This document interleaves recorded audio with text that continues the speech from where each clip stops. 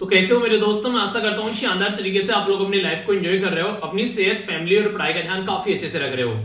आज का ये जो वीडियो है ये आप लोग को पूरा कंप्लीट जनवरी का करंट अफेयर आप लोग का कवर करके आप लोग को देगा। बस आप लोग को थोड़ा सा ध्यान रखना है, वो क्या है, ये जो वीडियो है थोड़ी सी लेंथी होती है, तो आप लोग को पेशेंस के साथ में सुनना है। और कई सारे लोग क्या है, बीच में ही पेशेंस छोड़ देते हैं। स्टार्टिंग में स्टार्ट तो करेंगे जोश जोश में, पर फिर बीच में ही निकल लेते हैं। तो अगर आप लोग ये वीडियो एंड तक देख पा रहे हो तो इसका मतलब ये कि आप लोग के अंदर ललक है पढ़ाई को लेकर। ठीक है, इसका मतलब ये है कि आप लोग अपनी पढ़ाई को लेकर सीरियस हैं। तो वो वाले लोगों की कैटेगरी में आप लोग को अपने आप को नहीं रखना है कि हाँ बस कोई काम स्टार्ट कर दिया और फिर छोड़कर चले गए।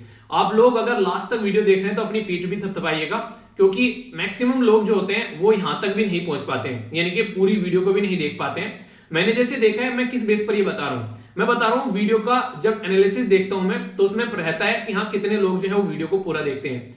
तो यकीन मानिए अगर आप लोग वीडियो को पूरा कर पाते हैं तो बहुत सारी जनता से तो आप लोग वैसे ही आगे निकल जाएंगे। तो इसलिए हमेशा कोई काम को अगर स्टार्ट करो तो उसको कंप्लीट करो, वरना उसको स्टार्ट मत करो। ये भी अगर एक नेचर आप लोगों ने जिंदगी में अपनी डेवलप कर लिया ना, तो बहुत सारी जो समस्याएं हैं उनका सोल्यूशन आप लोगों को निकलता हो आप लोगों के सामने आएगा। आखिर इस वीडियो के अंदर मैं क्या क्या कवर करने वाला हूं, इस वीडियो के अंदर नेशनल इंटरनेशनल न्यूज, इंपोर्टेंट जो भी इंडेक्स या फिर रिपोर्ट होगी, साइंस और टेक की जो भी न्यूज होगी, इन्वायरमेंट से रिलेटेड न्यूज, मैप या फिर हिस्ट्री, ज्योग्राफी, पॉलिटी या इकोनॉमी का जो भी स्टैटिक पोर्शन जहां जहां पर मुझे इंपोर्टेंट लगेगा वो भी मैं आप लोगों से कवर करता हुआ चलूंगा। तो कहने का मतलब ये कि ये कंप्लीट वीडियो देखने के बाद में आप लोग अपने आप को एक कंफर्टेबल जोन में पाओगे कि हाँ यार कम से कम जनवरी के मंथ में करंट अफेयर में इतना सारा पोर्शन मैंने कवर कर लिया कि कल को क्वेश्चन आएगा तो मेरे हाथ से बचेगा नहीं। ठीक है, तो आप लोग बोलोगे एग्जाम में जाकर कि आपको झुकेगा नहीं। ठीक है, तो मतलब कहने का ये कि काफी अच्छे से मैं डिटेल में कवर करने वाला हूं, अच्छे से इसको सुनिएगा। अगर फर्स्ट टाइम कोई इस वीडियो को देख रहा है उसको एक छोटी सी इंफॉर्मेशन मैं आप लोगों को बता देता हूं।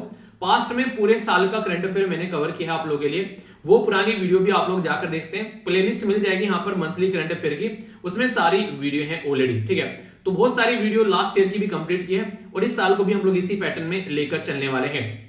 बाकी इसके अलावा कोई भी आप लोग के माइंड में सजेशन या फिर कोई भी एक इस तरीके से कि हाँ ये चेंज किए जा सकते हैं, तो ऑलवेज ओपन हो आप लोगों के लिए। जब भी आप लोगों को लगे आप लोग कोई भी सजेशन दे सकते हैं, तो वो हमेशा एक्सेप्ट किया जाएगा अगर वो सबको फायदा पहुंचाएगा तो। ओके, तो आइए अब डिस्कशन स्टार्ट करते हैं बिना किसी देरी के। फिर से बोल रहा हूं एंड तक बने रहिएगा, यही आप लोगों की एक तरीके से पढ़ाई को लेकर आप लोगों की सीरियसनेस भी दिखाएगा और वही आप लोगों को दूसरे जो कॉम्पिटिटर है उनसे आगे भी निकालेगा। क्योंकि यही चीज होती है कि इंसान को जो है उसके डेडिकेशन की ओर बढ़ते हुए आप लोग जब अपने प्लान को अचीव करने की कोशिश करते हैं डेडिकेशन के साथ में, तो यही आप लोगों को एक सही डायरेक्शन और आप लोगों को हमेशा एक पॉजिटिव एनर्जी देता है कि हाँ यार कम से कम ये चीज कंप्लीट कर ली। ठीक है, तो वाली बात है। पीडीएफ इसकी टेलीग्राम पर जाकर आप लोगों को मिल जाएगी, जाकर डाउनलोड कर लेना, फ्री ऑफ कॉस्ट है, सारी चीजें वहां पर इकट्ठी आप लोगों को मिल जाती है। लिंक वीडियो के नीचे आप लोगों को मिल जाएगा और पुरानी भी सारी पीडीएफ जो है वो टेलीग्राम पर प्रोवाइड करा रखी है, उसको भी आप लोग एंजॉय कर सकते हो।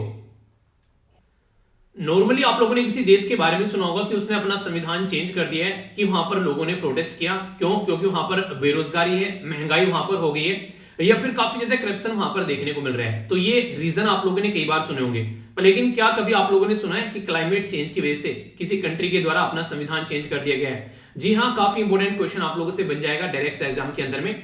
एक कंट्री है साउथ अमेरिका के अंदर जिसका नाम है चिली, उसके द्वारा अपना संविधान चेंज कर दिया गया क्योंकि क्लाइमेट चेंज, इसी के साथ में बात करें जो इनके द्वारा रेफर किया गया क्लाइमेट और इकोलॉजिकल इमरजेंसी के नाम पर अपने संविधान में चेंज कर दिया गया है। रीजन क्या है? आप लोगों ने देखा होगा आज के दिन में मोबाइल यूज कर लो, लैपटॉप यूज कर लो या फिर कोई भी दूसरा इंस्ट्रूमेंट, उसके अंदर नॉर्मली बैटरी पाई जाती है। वो बैटरी है काफी लार्ज स्केल पर लिथियम को यूज करती है। तो ये जो लिथियम इसके अंदर यूज किया जाता है वो काफी लार्ज स्केल पर चिली के अंदर पाया जाता है। तो इसी के चलते यहाँ पर चिली के अंदर से जब लिथियम निकालने की बात की जाती है तो इन्वायरमेंट को काफी ज्यादा नुकसान पहुंचता है। तो इसी को ध्यान में रखते हुए जो चिली है उसकी गवर्नमेंट के द्वारा बोला गया यार इसका कुछ चेंज करना पड़ेगा। तो इसके चलते उनके द्वारा अपना जो संविधान है उसके अंदर चेंज किया गया, ताकि यहाँ पर जो लिथियम है इसको अगर निकाला भी जाए तो उस तरीके से निकाला जाए ताकि इन्वायरमेंट को नुकसान न पहुंचे। और इसी के साथ में यहाँ पर जैसे यहाँ पर संविधान के अंदर चेंज हुआ तो कहीं ना कहीं आप लोग ये बोल सकते हैं कि दुनिया को एक उदाहरण के तौर पर भी इनके द्वारा अपने आप को प्रस्तुत किया गया है कि कल को चलकर इन्वायरमेंट में अगर नुकसान पहुंचाने वाली बात आएगी तो लोग जो है उसके चलते यहाँ पर अपनी बातें रख सकते हैं और यहाँ पर संविधान तक भी चेंज कर सकते हैं अगर जरूरत पड़े तो। चिली जो है उसके अंदर एक्सट्रीमली रिच इन लिथियम है और इसी के साथ में याद रखिएगा सेकंड लार्जेस्ट लिथियम प्रोड्यूसर है आफ्टर ऑस्ट्रेलिया। दुनिया में सबसे ज्यादा अगर कोई आप लोगों से पूछे लिथियम कौन प्रोड्यूस करता है तो है ऑस्ट्रेलिया, और दूसरे नंबर पर आप लोगों को यहाँ पर चिली देखने को मिलेगा। पर लेकिन नॉर्मली आप लोगों से एक क्वेश्चन और पूछ लिया जाता है, इसको याद रखिएगा, लिथियम ट्रायंगल के बारे में। बड़ा ही प्यारा क्वेश्चन आप लोगों से बन जाएगा। लिथियम ट्रायंगल कहां पर पाया जाता है? तो ये साउथ अमेरिका के अंदर ही पाया जाता है, जिसमें आप लोगों को बोलिविया, चिली और इसी के साथ में अर्जेंटीना देखने को मिलेगा। जो एसएलवीपीडिया हमारा टेलीग्राम चैनल है उस पर हमने शेयर भी किया था, आप लोगों ने देखा इसको। तो यहाँ पर ये पूरा इसके बारे में बताया कि यहाँ पर लिथियम ट्रायंगल के अंदर कौन आता है। और एक और इंपोर्टेंट इंफॉर्मेशन यहाँ पर, इसको व्हाइट गोल्ड के नाम से भी आप लोग जानते हैं, ठीक है। तो ये कुछ बेसिक चीजें, लिथियम ट्रायंगल पूछ ले, व्हाइट गोल्ड किसको बोलते हैं, यहाँ पर दुनिया में सबसे ज्यादा लिथियम कहां पर पाया जाता है। तो ये छोटे छोटे स्टेटमेंट के साथ में क्वेश्चन आप लोग कई बार बन जाते हैं। हमारी कंट्री के रिलेशन के बारे में कुछ बातें याद रखते हैं। इंडिया और जो चिली है 5th लार्जेस्ट ट्रेडिंग पार्टनर है एक दूसरे के साथ में लैटिन अमेरिका के अंदर में, और दोनों कंट्री के जो रिलेशन है 2.8 बिलियन के करीब है। यहाँ पर अभी बढ़ गए थोड़े। एक अटाकामा डेजर्ट भी आप लोगों को देखने को मिलेगा। अगर यहाँ पर ज्योग्राफी के पॉइंट ऑफ से क्वेश्चन यहाँ पर पूछे जाए तो अटाकामा डेजर्ट आप लोगों को यहाँ पर देखने को मिलेगा इस साइड में यहाँ पर। तो यहाँ पर एक पर्टिकुलर जो कि यहाँ पर लार्जेस्ट, जिसमें बेसिकली कॉपर भी पाया जाता है वर्ल्ड में सबसे बड़ा, यहाँ पर ये चुकीकामाटा, तो ये भी आप लोग याद रखते हैं। ये आप लोगों को चिली के अंदर ही देखने को मिलेगा, जो लार्जेस्ट कॉपर प्रोड्यूसिंग आप लोगों को टाउन नजर आएगा यहाँ पर, ठीक है। तो ऐसे भी क्वेश्चन आप लोगों से कई बार पूछ लिए जाते हैं। और मैंने एक वीडियो बनाई थी सिलेबस के बारे में, तो आप लोगों ने देखा होगा। इंटरनेशनल लेवल पर जहां जहां भी रिसोर्सेज पाए जाते हैं, आप लोगों से मेंस के अंदर भी उसके अंदर क्वेश्चन बन जाते हैं, क्योंकि आप लोग ये सिलेबस का पार्ट है। तो कभी भी किसी भी एग्जाम की आप लोग तैयारी करो तो अपने सामने सिलेबस रखो, जिससे कि आप लोग पॉइंट को कनेक्ट कर पाओ। और आप लोग किसी भी एग्जाम की तैयारी करो तो प्रीलिम्स, मेंस और इंटरव्यू सारी चीजें हमेशा आप लोगों के माइंड में रहनी चाहिए। हालांकि ये बात कई बार रिपीट कर चुका हूं, पर फिर भी इसलिए बताता रहता हूं अगेन एंड अगेन, ताकि आप लोगों के माइंड में क्लियरिटी रहे, ठीक है। तो मैप बेस्ड क्वेश्चन भी बता दिया, ज्योग्राफिकल लोकेशन बता दी, रिसोर्सेज के बारे में बात कर ली, अपनी कंट्री के रिलेशन के बारे में बात कर ली, और इसी के साथ में कॉपर के बारे में बात कर ली, लिथियम के साथ साथ में। तो काफी इंपॉर्टेंट टॉपिक है, एग्जाम में क्वेश्चन कहीं ना कहीं से बन जाए तो आप लोगों का छूटेगा नहीं, ओके। बहुत ज्यादा न्यूज में अभी यहां पर रहा, आप लोगों ने नाम भी सुना होगा, gateway to hell. Gateway to hell का मतलब है नर्क का दरवाजा। ये जो नर्क का दरवाजा है, यहाँ पर जब इसके बारे में बात करते हैं तो इसके बारे में कई बार कई सारे लोगों ने सुना कि यार आखिर ये नर्क का दरवाजा क्या है। ये यहाँ पर आप लोगों को एक स्पॉट दिख रहा होगा, यहाँ पर ये धरती पर एक ऐसा गड्ढा है जिसमें से काफी सालों से यहाँ पर बेसिकली गैस निकल रही है, और उस गैस को बंद करने के लिए यहाँ पर आग लगाएगी ताकि गैस जल्दी से जल्दी खत्म हो जाए। पर लेकिन वो गैस जो है वो कंटिन्यूअसली यहाँ से निकलती रही, और ये आग जो है वो लग चुकी है, और वो आग जो है वो बुझने का नाम नहीं ले रही है। कंटिन्यूअसली यहाँ पर ये आग जो है वो जलती हुई नजर आ रही है, ठीक है। तो इसके चलते कई बार यहाँ पर ये न्यूज में आता है कि ये नर्क का दरवाजा है कहां और क्या इसका रीजन है बेसिकली। तो यहाँ पर अगर एग्जैक्ट लोकेशन आप लोग देखोगे तो ये आप लोगों को देखने को मिलेगा तुर्कमेनिस्तान के अंदर में। तो इसी के बारे में मैं आप लोगों से यहाँ पर बात करने वाला हूँ। रिसेंटली अभी यहाँ पर क्या किया गया, तुर्कमेनिस्तान गवर्नमेंट के द्वारा ये बोला गया इसको बंद करना पड़ेगा, क्योंकि इसके अंदर से मेथेन, कार्बन डाइऑक्साइड, नाइट्रोजन या फिर जो हाइड्रोजन सल्फाइड, ये हीलियम, ये कई सारी नेचुरल गैस निकलती है और जिसमें आग लगी हुई है। इसलिए यहाँ पर लोग इसको देखने भी जाते हैं, और इसको बेसिकली गेटवे टू हेल का नाम भी दिया जाता है। तो जो गेटवे टू हेल है यहाँ पर ये बेसिकली एक पर्टिकुलर एरिया है जिसको डेजर्ट यानी कि रेगिस्तान वाला एरिया है। ये भी इंपॉर्टेंट क्वेश्चन बन जाता है, याद रखिएगा। काराकुम डेजर्ट देखने को मिलेगा आप लोग, जिसका नाम यहाँ पर इसके नाम पर रखा गया है। अगर बात करें यहाँ पर बेसिकली ये लगभग, अगर मोटे मोटे तौर पर कोई आप लोगों से काउंट करने के लिए बोले तो अशगाबाद जो इसकी कैपिटल है तुर्कमेनिस्तान की, उससे 260 किलोमीटर की दूरी पर आप लोगों को देखने को मिलेगा। और ये ऑफिशियली इसको रीनेम भी किया गया साइनिंग ऑफ काराकुम, ठीक है। कई सारे लोग हालांकि इसको गेटवे टू हेल बोलते हैं, पर लेकिन आज बात की साइनिंग यानी चमकता हुआ, जो यहाँ पर काराकुम डेजर्ट है ये इसका नाम दिया गया। तो काराकुम डेजर्ट के नाम पर इसका नाम यहाँ पर रखा गया है। तो इस तरीके से कई बार आप लोगों से क्वेश्चन बन जाता है ना कि ये लोकेशन कहां पर पाई जाती है, और जब यहाँ पर इतना ज्यादा न्यूज में आ गया कि बंद करना है क्योंकि इन्वायरमेंट को काफी ज्यादा नुकसान पहुंचा रहा है, तो उसकी वजह से और ज्यादा यहाँ पर ये न्यूज में आ गया। इस तरीके से आप लोग इसको देख सकते हैं। कुछ ऐसा यहाँ पर लोग देखते हैं, यहाँ पर ये घूम रहे हैं, यहाँ पर ये जो बेसिकली यहाँ पर इसको जाकर लोग देखते भी हैं, अट्रैक्शन का रीजन बन रहता है यहाँ पर, एज ए टूरिस्ट डेस्टिनेशन की तरीके से भी यहाँ पर ये डेवलप हो चुका है। पर लेकिन अब बहुत ज्यादा नुकसान यहाँ पर देखने को मिल रहा है, जिसकी वजह से यहाँ पर इसके बारे में ये बातें की जा रही है। तो बेसिक अगर माइंड में क्लियर रहेगा तो आप लोग इसको अच्छे से समझ पाओगे। ये काफी इंपॉर्टेंट प्रोजेक्ट आप लोग बोल सकते हैं, और इंपॉर्टेंट तो आप लोग इसको इतना बोल सकते हैं कि दुनिया में पहली बार ट्रांसलोकेशन बारे करने की बात की जा रही है चीता को। चीता के बारे में अगर आप लोगों को पता हो, हमारी कंट्री से काफी पहले चीता जो है वो विलुप्त हो गए थे, ठीक है। पर लेकिन अभी फिलहाल जो हम लोग चीता को री इंट्रोड्यूस करने की बात कर रहे हैं। तो मैंने शब्द जो यूज किया, हमारी कंट्री में से काफी पहले जो चीता है विलुप्त हो गए थे, वो काफी पहले। अगर शब्द आप लोगों से कोई पूछे कि काफी पहले का मतलब क्या है, यानी कि कब हमारी जो कंट्री में से चीता विलुप्त हो गए थे, अगर ऐसा कोई आप लोगों से पूछे तो आप लोग क्या बोलोगे कि कब विलुप्त हो गए थे? तो याद रखना 1952 में हमारे देश में से चीता जो है वो विलुप्त हो गए थे। पर लेकिन अगर फूड चेन के बारे में बात करेंगे तो चीता जो है वो टॉप पर आता है। जहां पर फूड चेन की कैटेगरी में ये इंसान जो है ये खाता है, वो ये खाता है। आप लोगों ने बेसिकली बायोलॉजी की बुक में पढ़ा होगा कि हिरन जो है वो घास खाते हैं, हिरन को चीता खाता है। तो इस तरीके से आप लोग समझ सकते हैं, ठीक है। तो वो वाली चीजें यहाँ पर, तो फूड चेन में सबका होना जरूरी है, वरना दिक्कतें देखने को मिलती है। अभी यहाँ पर जो चीता है उनको ट्रांसलोकेट करने की बात की जा रही है हमारे देश के अंदर में। कहां पर? ये है KUNO, कुनो नेशनल पार्क आप लोगों को देखने को मिलेगा मध्य प्रदेश के अंदर। तो वहां पर चीता को इंट्रोड्यूस करने की बात की जा रही है। अब आप लोग बोलेंगे चीता ला तो रहे हैं, पर लेकिन ला कहां से रहे हैं? तो याद रखिएगा, हम लोग यहाँ पर नॉर्मली जो साउथ अफ्रीका और इसी के साथ में जो नामीबिया है, वहां से हम लोग चीता अपने देश में ला रहे हैं। अगर लोकेशन आप लोग यहाँ पर देखना चाहते हैं एग्जैक्ट, तो आप लोग समझ पाएंगे। यहाँ पर ये आप लोग को देखने को मिलेगा यहाँ पर नामीबिया, ठीक है। इसी के नीचे आप लोग यहाँ पर साउथ अफ्रीका देखने को मिलेगा। तो ये वो एरिया है जहां से हम लोग चीता जो है वो अपने देश में ट्रांसलोकेट कर रहे हैं। ये प्लान जो है यहाँ पर जब 19th मीटिंग हुई थी यहाँ पर नेशनल टाइगर कंजर्वेशन अथॉरिटी की, उसमें लॉन्च किया गया कि हमको अपनी कंट्री में जो है वो चीता को इंट्रोड्यूस करना है। तो ये बातें यहां से निकल के आई। तो री इंट्रोडक्शन ऑफ द चीता आप लोग यहाँ पर देखने को मिल रहा है। तो ये बातें आप लोग याद रखिएगा। चीता जो है वो फास्टेस्ट एनिमल है, अगर लैंड के ऊपर बात करें भागने वाला, तो फास्टेस्ट लैंड मैमल आप लोगों को देखने को मिलेगा। और IUCN यानी कि international union for conservation of nature के अंदर में इसको रेड लिस्ट कैटेगरी जो आप लोग यहाँ पर देखने को मिलती है, उसके बारे में भी अगर आप लोगों से क्वेश्चन पूछ जाए तो आप लोग याद रखिएगा वनरेबल की कैटेगरी में यहाँ पर इसको रखा गया है। कंट्री में अगर लास्ट स्पॉटेड जो चीता यहाँ पर जो देखने को मिला था, जो आगे चलकर जिसकी डेथ हो गई थी 1947 में देखने को मिला था। और फिर ये माना था कि हमारे देश में इसको डिक्लेयर किया गया था कि हमारे देश में चीता नहीं है। तो 1952 में बोल दिया गया था कि हमारे देश में चीता है ही नहीं है, यानी कि छत्तीसगढ़ में लास्ट टाइम चीता देखा गया था। उसके बाद में 1947 के बाद में जैसे हमारा देश आजाद हुआ तो चीता हमारे देश में किसी को दिखाई नहीं दिया, ठीक है। तो इस तरीके से आप लोग समझ सकते हैं। तो रीइंट्रोडक्शन करना जो चीता का प्रोग्राम है यहाँ पर, ये काफी इंपोर्टेंट है। तो यहाँ पर जो wild life institute of Dehradun है उसके द्वारा एक प्लान प्रिपेयर किया गया। फ्री में तो मिलेंगे नहीं, ये चीता लेकर आएंगे। तो 260 करोड़ रुपए यहाँ पर इसके ऊपर हम लोग खर्च करने वाले हैं इस प्रोजेक्ट के ऊपर, कि हमारी कंट्री में जो है वो चीता को ट्रांसलोकेट किया जाएगा, ठीक है। तो नेशनल टाइगर कंजर्वेशन अथॉरिटी जो है वो यहाँ पर इसको देखने वाली बॉडी है, जो कि स्टैट्यूटरी बॉडी है, ministry of forest and climate change के अंदर में आती है, ठीक है। तो आई होप कि माइंड में क्लैरिटी आ गई होगी चीता को लेकर। अगर कोई कंफ्यूजन होगा तो बताएगा जरूर, उसको दूर कर दिया जाएगा। इंडिया और श्रीलंका के रिलेशन के बारे में आप लोगों ने कई सारे चर्चे सुने होंगे, पर लेकिन एक इतना इंपॉर्टेंट टॉपिक जो अभी रिसेंटली बहुत ज्यादा न्यूज में रहा, वो था यहाँ पर ट्रिंकोमाले ऑयल टैंक फार्म। ट्रिंकोमाले एक लोकेशन है, वहां पर ऑयल के टैंक पाए जाते हैं और उनका एक फार्म है। फार्म मतलब क्या होता है? आप लोगों ने नॉर्मली सुना होगा कि जैसे खेतों के बारे में सुना होगा, फार्म हाउस, ठीक है। इस तरीके से कोई आप लोगों ने ये इसका फार्म हाउस है, यहाँ पर ये चीजें उगाता है इंसान।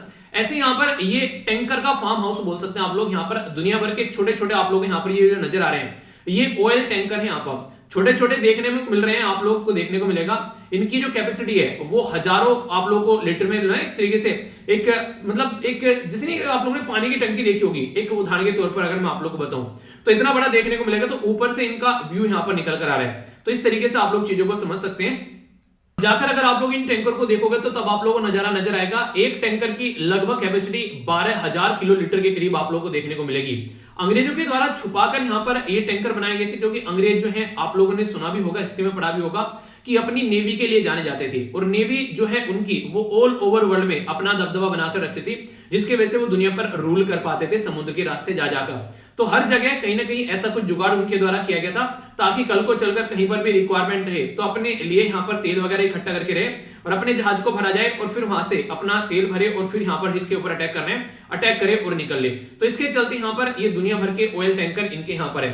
तो इंडिया और श्रीलंका के बीच में अभी यहाँ पर साइन किया गया एग्रीमेंट, जिसके चलते यहाँ पर जो ये ट्रिंकोमाले ऑयल फील्ड है, यहाँ पर इंडिया क्या करेगा, इंडिया इन टैंकर को रिनोवेट करेगा, यानी कि इनको कहते हैं बूट पॉलिश करते हैं, पॉलिश कर इनको चमकाएगा। और इंडिया भी यूज करेगा और श्रीलंका भी यूज करेगा। काफी लंबे समय से श्रीलंका ने हमको बेसिकली लटका कर रखा था इस एग्रीमेंट को लेकर। अभी ये एग्रीमेंट साइन कर दिया गया है। और ये जो नेचुरल हार्बर आप लोगों को देखने को मिलेगा, नॉर्मली अगर आप लोग समुद्र के किनारे पर जाएंगे, अपने देश को अगर आप लोग देखोगे तो यहाँ पर समुद्र के किनारे पर आप लोगों को रहेगा कि यहाँ पर इस तरीके से रहता है कि मानिए आप लोग पानी में उतरोगे, पहले गहरा है, फिर थोड़ा पहले कम गहरा, फिर और गहरा, फिर और गहरा, ऐसा जाते हैं। पर लेकिन नेचुरल हार्बर क्या होता है, जब यहां से जाओ अगर पानी में पैर रखो तो इंसान पूरा अंदर चला जाए, यानी कि मतलब है कि यहाँ पर आसानी से जहाज आकर लग सकता है, वरना जहाज को दूर ही रोकना पड़ जाता है। तो ये एक नेचुरलिटी के पॉइंट ऑफ से काफी इंपॉर्टेंट रहता है किसी भी कंट्री के लिए, अगर कोई ऐसी लोकेशन उसको मिलती है तो, ठीक है। तो एक तो ये इंपॉर्टेंट क्वेश्चन आप लोगों का बन जाएगा। दूसरा यहाँ पर ये काफी स्ट्रेटेजिक लोकेशन पर भी है, कहीं ना कहीं इंडियन ओशन में अगर ऐसा कोई पोजीशन इंडिया को मिलती है तो पूरे इंडियन ओशन पर नजर रख सकता है। ट्रिंकोमाले जो ऑयल टैंक फार्म है यहाँ पर बेसिकली ये ब्रिटिश इंडिया के द्वारा यहाँ पर जो आप लोग को देखने को मिलेगा वर्ल्ड वॉर सेकंड के टाइम पर यहाँ पर बनाए गए थे, ठीक है। तो यहाँ पर एक नाम है जिसका नाम है चिनाबे, ठीक है। तो ये आप लोगों को देखने को मिलेगा पर्टिकुलर लोकेशन, ठीक है। ये पर्टिकुलर जो लोकेशन है यहाँ पर, इसके बारे में याद रखिएगा, ये नाम भी आप लोग यहाँ पर देखते हैं। इंडिया और श्रीलंका के एक अकॉर्ड के बारे में आप लोग यहां पर याद रखेगा, जिसको नॉर्मली अलग अलग नाम से पुकारा जाता है। और ये इतना इंपॉर्टेंट क्वेश्चन है, कई बार एग्जाम में पूछे जा चुके हैं। आप लोगों ने सुना होगा यहां पर राजीव जयवर्धने अकॉर्ड, या आप लोगों ने कई बार सुना भी होगा यहाँ पर 13th अमेंडमेंट के बारे में। तो इंडिया जो श्रीलंका के साथ में यहाँ पर बेसिकली कुछ चीजें ऐसी हैं जो कि मिलजुल कर काम करने के लिए बातें की जाती हैं, ठीक है। तो यहाँ पर अभी 13th अमेंडमेंट जो है यहाँ पर इसके संविधान के अंदर में तो कई सारी चीजों को यहाँ पर चेंज करने के लिए बनाया गया, जिसमें इंडिया की जो कम्युनिटी रहती है तमिलियन कम्युनिटी, उसको कैसे फायदा पहुंचाना है। एक पर्टिकुलर आइलैंड है यहाँ पर जो कि आप लोगों को पता होना चाहिए, जिसके ऊपर क्वेश्चन भी पूछे जाते हैं, ये यहाँ पर कच्चादीव आइलैंड। तो कई बार इसके ऊपर भी क्वेश्चन बन गया कि कच्चादीव आइलैंड कहां पर है, तो इंडिया और श्रीलंका के बीच में। क्यों? क्योंकि इंडिया के फिशरमैन मछुआरे कई बार यहाँ पर मछली पकड़ने जाते हैं और उनको पकड़ लिया जाता है श्रीलंका की नेवी के द्वारा, जिसकी वजह से ये न्यूज में रहता है। पाक स्टेट आप लोगों को यहीं पर ही देखने को मिलेगा, और जाफना जो पर्टिकुलर एरिया है जहां पर तमिलियन कम्युनिटी काफी ज्यादा पाई जाती है, वो भी आप लोगों को यहीं पर ही नजर आएगा। तो ये ऐसे ऐसे स्टेटमेंट है जो कि आप लोगों से स्टेटमेंट देकर भी क्वेश्चन पूछा जाएगा या फिर अलग तरीके से भी। अभी इंडिया काफी ज्यादा हेल्प कर रहे हैं यहाँ पर, खासकर अगर बात करें श्रीलंका की। श्रीलंका अभी फिलहाल जो है डूबा हुआ है कर्जे में चाइना के, और ऑल ओवर वर्ल्ड में माना जा रहा है कि ये बर्बाद होने वाला है, तो इसके चलते न्यूज में रहते हैं। तो 4 पिलर, जिसमें लाइन ऑफ क्रेडिट यानी कि हम लोग दे रहे हैं इनको फैसिलिटी पैसे, करेंसी स्वैप यानी कि लोकल करेंसी में हम लोग काम करेंगे, और मॉडर्नाइजेशन प्रोजेक्ट भी यहाँ पर कई सारे आप लोगों को देखने को मिलेंगे दोनों कंट्री के बीच में। अभी यहाँ पर ज्वाइंट मिलिट्री एक्सरसाइज के बारे में अगर पूछ ले कोई आप लोगों से, तो मैत्रा शक्ति और यहाँ पर बेसिकली बात की जा रही है। देखिए यहाँ पर एसएल हो गया श्रीलंका, आईएन हो गया इंडिया, और ईएच, ठीक है। तो इस तरीके से कई बार एक्सरसाइज को डिकोड कर भी आप लोग बता सकते हो किस कंट्री के बीच में ये एक्सरसाइज है। पार्टिसिपेट कर सकते हैं दोनों इसी के साथ में, जैसे बिम्स्टेक हो गया और सार्क हो गया, इसमें पार्टिसिपेट करते हैं। और सागर जो मिशन है इंडिया का, security and growth for all in this region, उसमें भी यहाँ पर काफी बड़ा रोल आप लोग को देखने को मिलता है। यानी कि इंडिया और श्रीलंका के बीच में इतने पॉइंट मैंने आप लोग को बता दिए। अब यहाँ पर प्रीलिम्स से भी क्वेश्चन पूछ ले तो ये पॉइंट आप लोग से डायरेक्ट बन जाएंगे। आंसर राइटिंग में भी आप लोगों को बता दिया इशू क्या क्या है और रिसेंट डेवलपमेंट क्या है। तो इस तरीके से एक टॉपिक कवर करा दिया जरा से टाइम में, ताकि आप लोग अच्छे से चीजों को अंडरस्टैंड कर सके। हमारी कंट्री में मिनिस्ट्री ऑफ पोर्ट एंड जो शिपिंग एंड वाटरवेज है उसके द्वारा अभी अनाउंस किया गया नए टैरिफ गाइडलाइन। ये नए टैरिफ गाइडलाइन जो है यहाँ पर ये पब्लिक प्राइवेट पार्टनरशिप में आप लोगों को देखने को मिलेंगे, और ये यूज किए जाएंगे मेजर पोर्ट के ऊपर। तो आप लोगों को पता है हमारे देश में जो मेजर पोर्ट है वो अगर आप लोग यहाँ पर देख पाते हैं तो कई सारे मेजर पोर्ट आप लोग यहाँ पर देखने को मिलेंगे, जैसे कांदला हो गया, मुंबई हो गया, जवाहरलाल नेहरू, मोरेगांव, मैंगलोर हो गया, कोच्चि हो गया, ठीक है। इसी के साथ में तुतीकोरिन हो गया, कराईकल, चेन्नई, एन्नूर, ठीक है, कृष्णापत्तनम, कैकेनाडा, विजय, ये यहाँ पर विजय एक तरीके से वाइजैक बेसिकली बोल देते हैं आप लोग कई बार, ठीक है। यहाँ पर आप लोगों को देखने को मिलेगा पैरादीप और यहाँ पर कोलकाता। अगर मोटे मोटे तौर पर बात करें जो यहाँ पर मेजर पोर्ट के बारे में, देखिए मेनली तो आप लोग को 12 के करीब देखने को मिलेंगे, पर लेकिन कई सारे अभी डेवलप भी किए जा रहे हैं हमारे देश में, तो आने वाले टाइम में इनकी संख्या आप लोगों को देखने को मिल जाती है। कहीं कहीं अगर आप लोग जाकर सर्च करेंगे कोई 13 भी बता देता है। इनके बारे में क्वेश्चन पूछे तो कंफ्यूजन मत रखिए। हाँ, टोटल अपना फिलहाल अभी 13 आप लोग बोल सकते हैं, अब तक 12 थे, एक नया ऐड किया गया, और अभी कई सारे ऐसे हैं जो कि यहाँ पर अंडर प्रोसेसिंग में चल रहे हैं, ठीक है। एक जो इंपॉर्टेंट मुद्दा आप लोग यहाँ पर याद रखते हैं वो ये है, जो कि आप लोगों को पता होना चाहिए, जिसके बारे में कई बार क्वेश्चन भी बन जाते हैं, कि जो मेजर पोर्ट होते हैं और जो छोटे पोर्ट आप लोगों को देखने को मिलेंगे, अगर बात करेंगे इनमें माइनर पोर्ट बोलते हैं उनको, तो कौन कौन इनको टैकल करता है। तो मेजर पोर्ट के बारे में याद रखिएगा, उसको टैकल करने वाली जो है बेसिकली सेंट्रल अथॉरिटी है, सेंट्रल गवर्नमेंट टैकल करती है, और माइनर पोर्ट जो रहते हैं उनको स्टेट गवर्नमेंट के अंडर में रखा गया है। मेजर पोर्ट अथॉरिटी एक्ट जो है वो डिसेंट्रलाइजेशन के बारे में बात करते हैं, ट्रेड एंड कॉमर्स के बारे में, डिसीजन मेकिंग के बारे में, और कैसे रीऑर्गेनाइज कराना है मॉडल, क्योंकि दुनिया में कहीं पर भी अगर हम लोग व्यापार करते हैं वो मैक्सिमम पोर्ट के थ्रू होता हुआ जाता है। तो अगर पोर्ट को हम लोग प्रॉपर वे में डेवलप कर पा रहे हैं तो आसानी से हमारा व्यापार बढ़ेगा, ईज ऑफ डूइंग बिजनेस आप लोगों को बढ़ता हुआ नजर आएगा, और दुनिया जो है हमारी कंट्री में आकर इन्वेस्टमेंट करती हुई भी नजर आएगी, ठीक है। तो ये है इसके बारे में बेसिक इन्फॉर्मेशन। तो देखिए कई बार अगर आप लोग तैयारी कर रहे हैं, जैसे कि आप लोगों ने कई बार देखा होगा असिस्टेंट कमांडेंट के पेपर में कई बार ऐसे क्वेश्चन पूछे जाते हैं, ठीक है। तो इसको आप लोग थोड़ा सा अगर याद रखोगे तो आप लोग कंफ्यूजन देखने को नहीं मिलेगा। तो 13 टोटल मिलाकर आप लोगों को यहाँ पर पोर्ट देखने को मिलेंगे। इनकी जो लिस्ट है वो आप लोग जाकर एक बार चेक कर लीजिएगा। कई बार क्या रहता है, मैच करने के लिए भी आ जाते हैं, एक दूसरे को मैच करने के लिए ना, कि अच्छा ये कहां पर है, इसको बताओ, उसको मैच करके बता दिया। तो ये छोटे छोटे क्वेश्चन भी बन जाते हैं कई बार, ओके।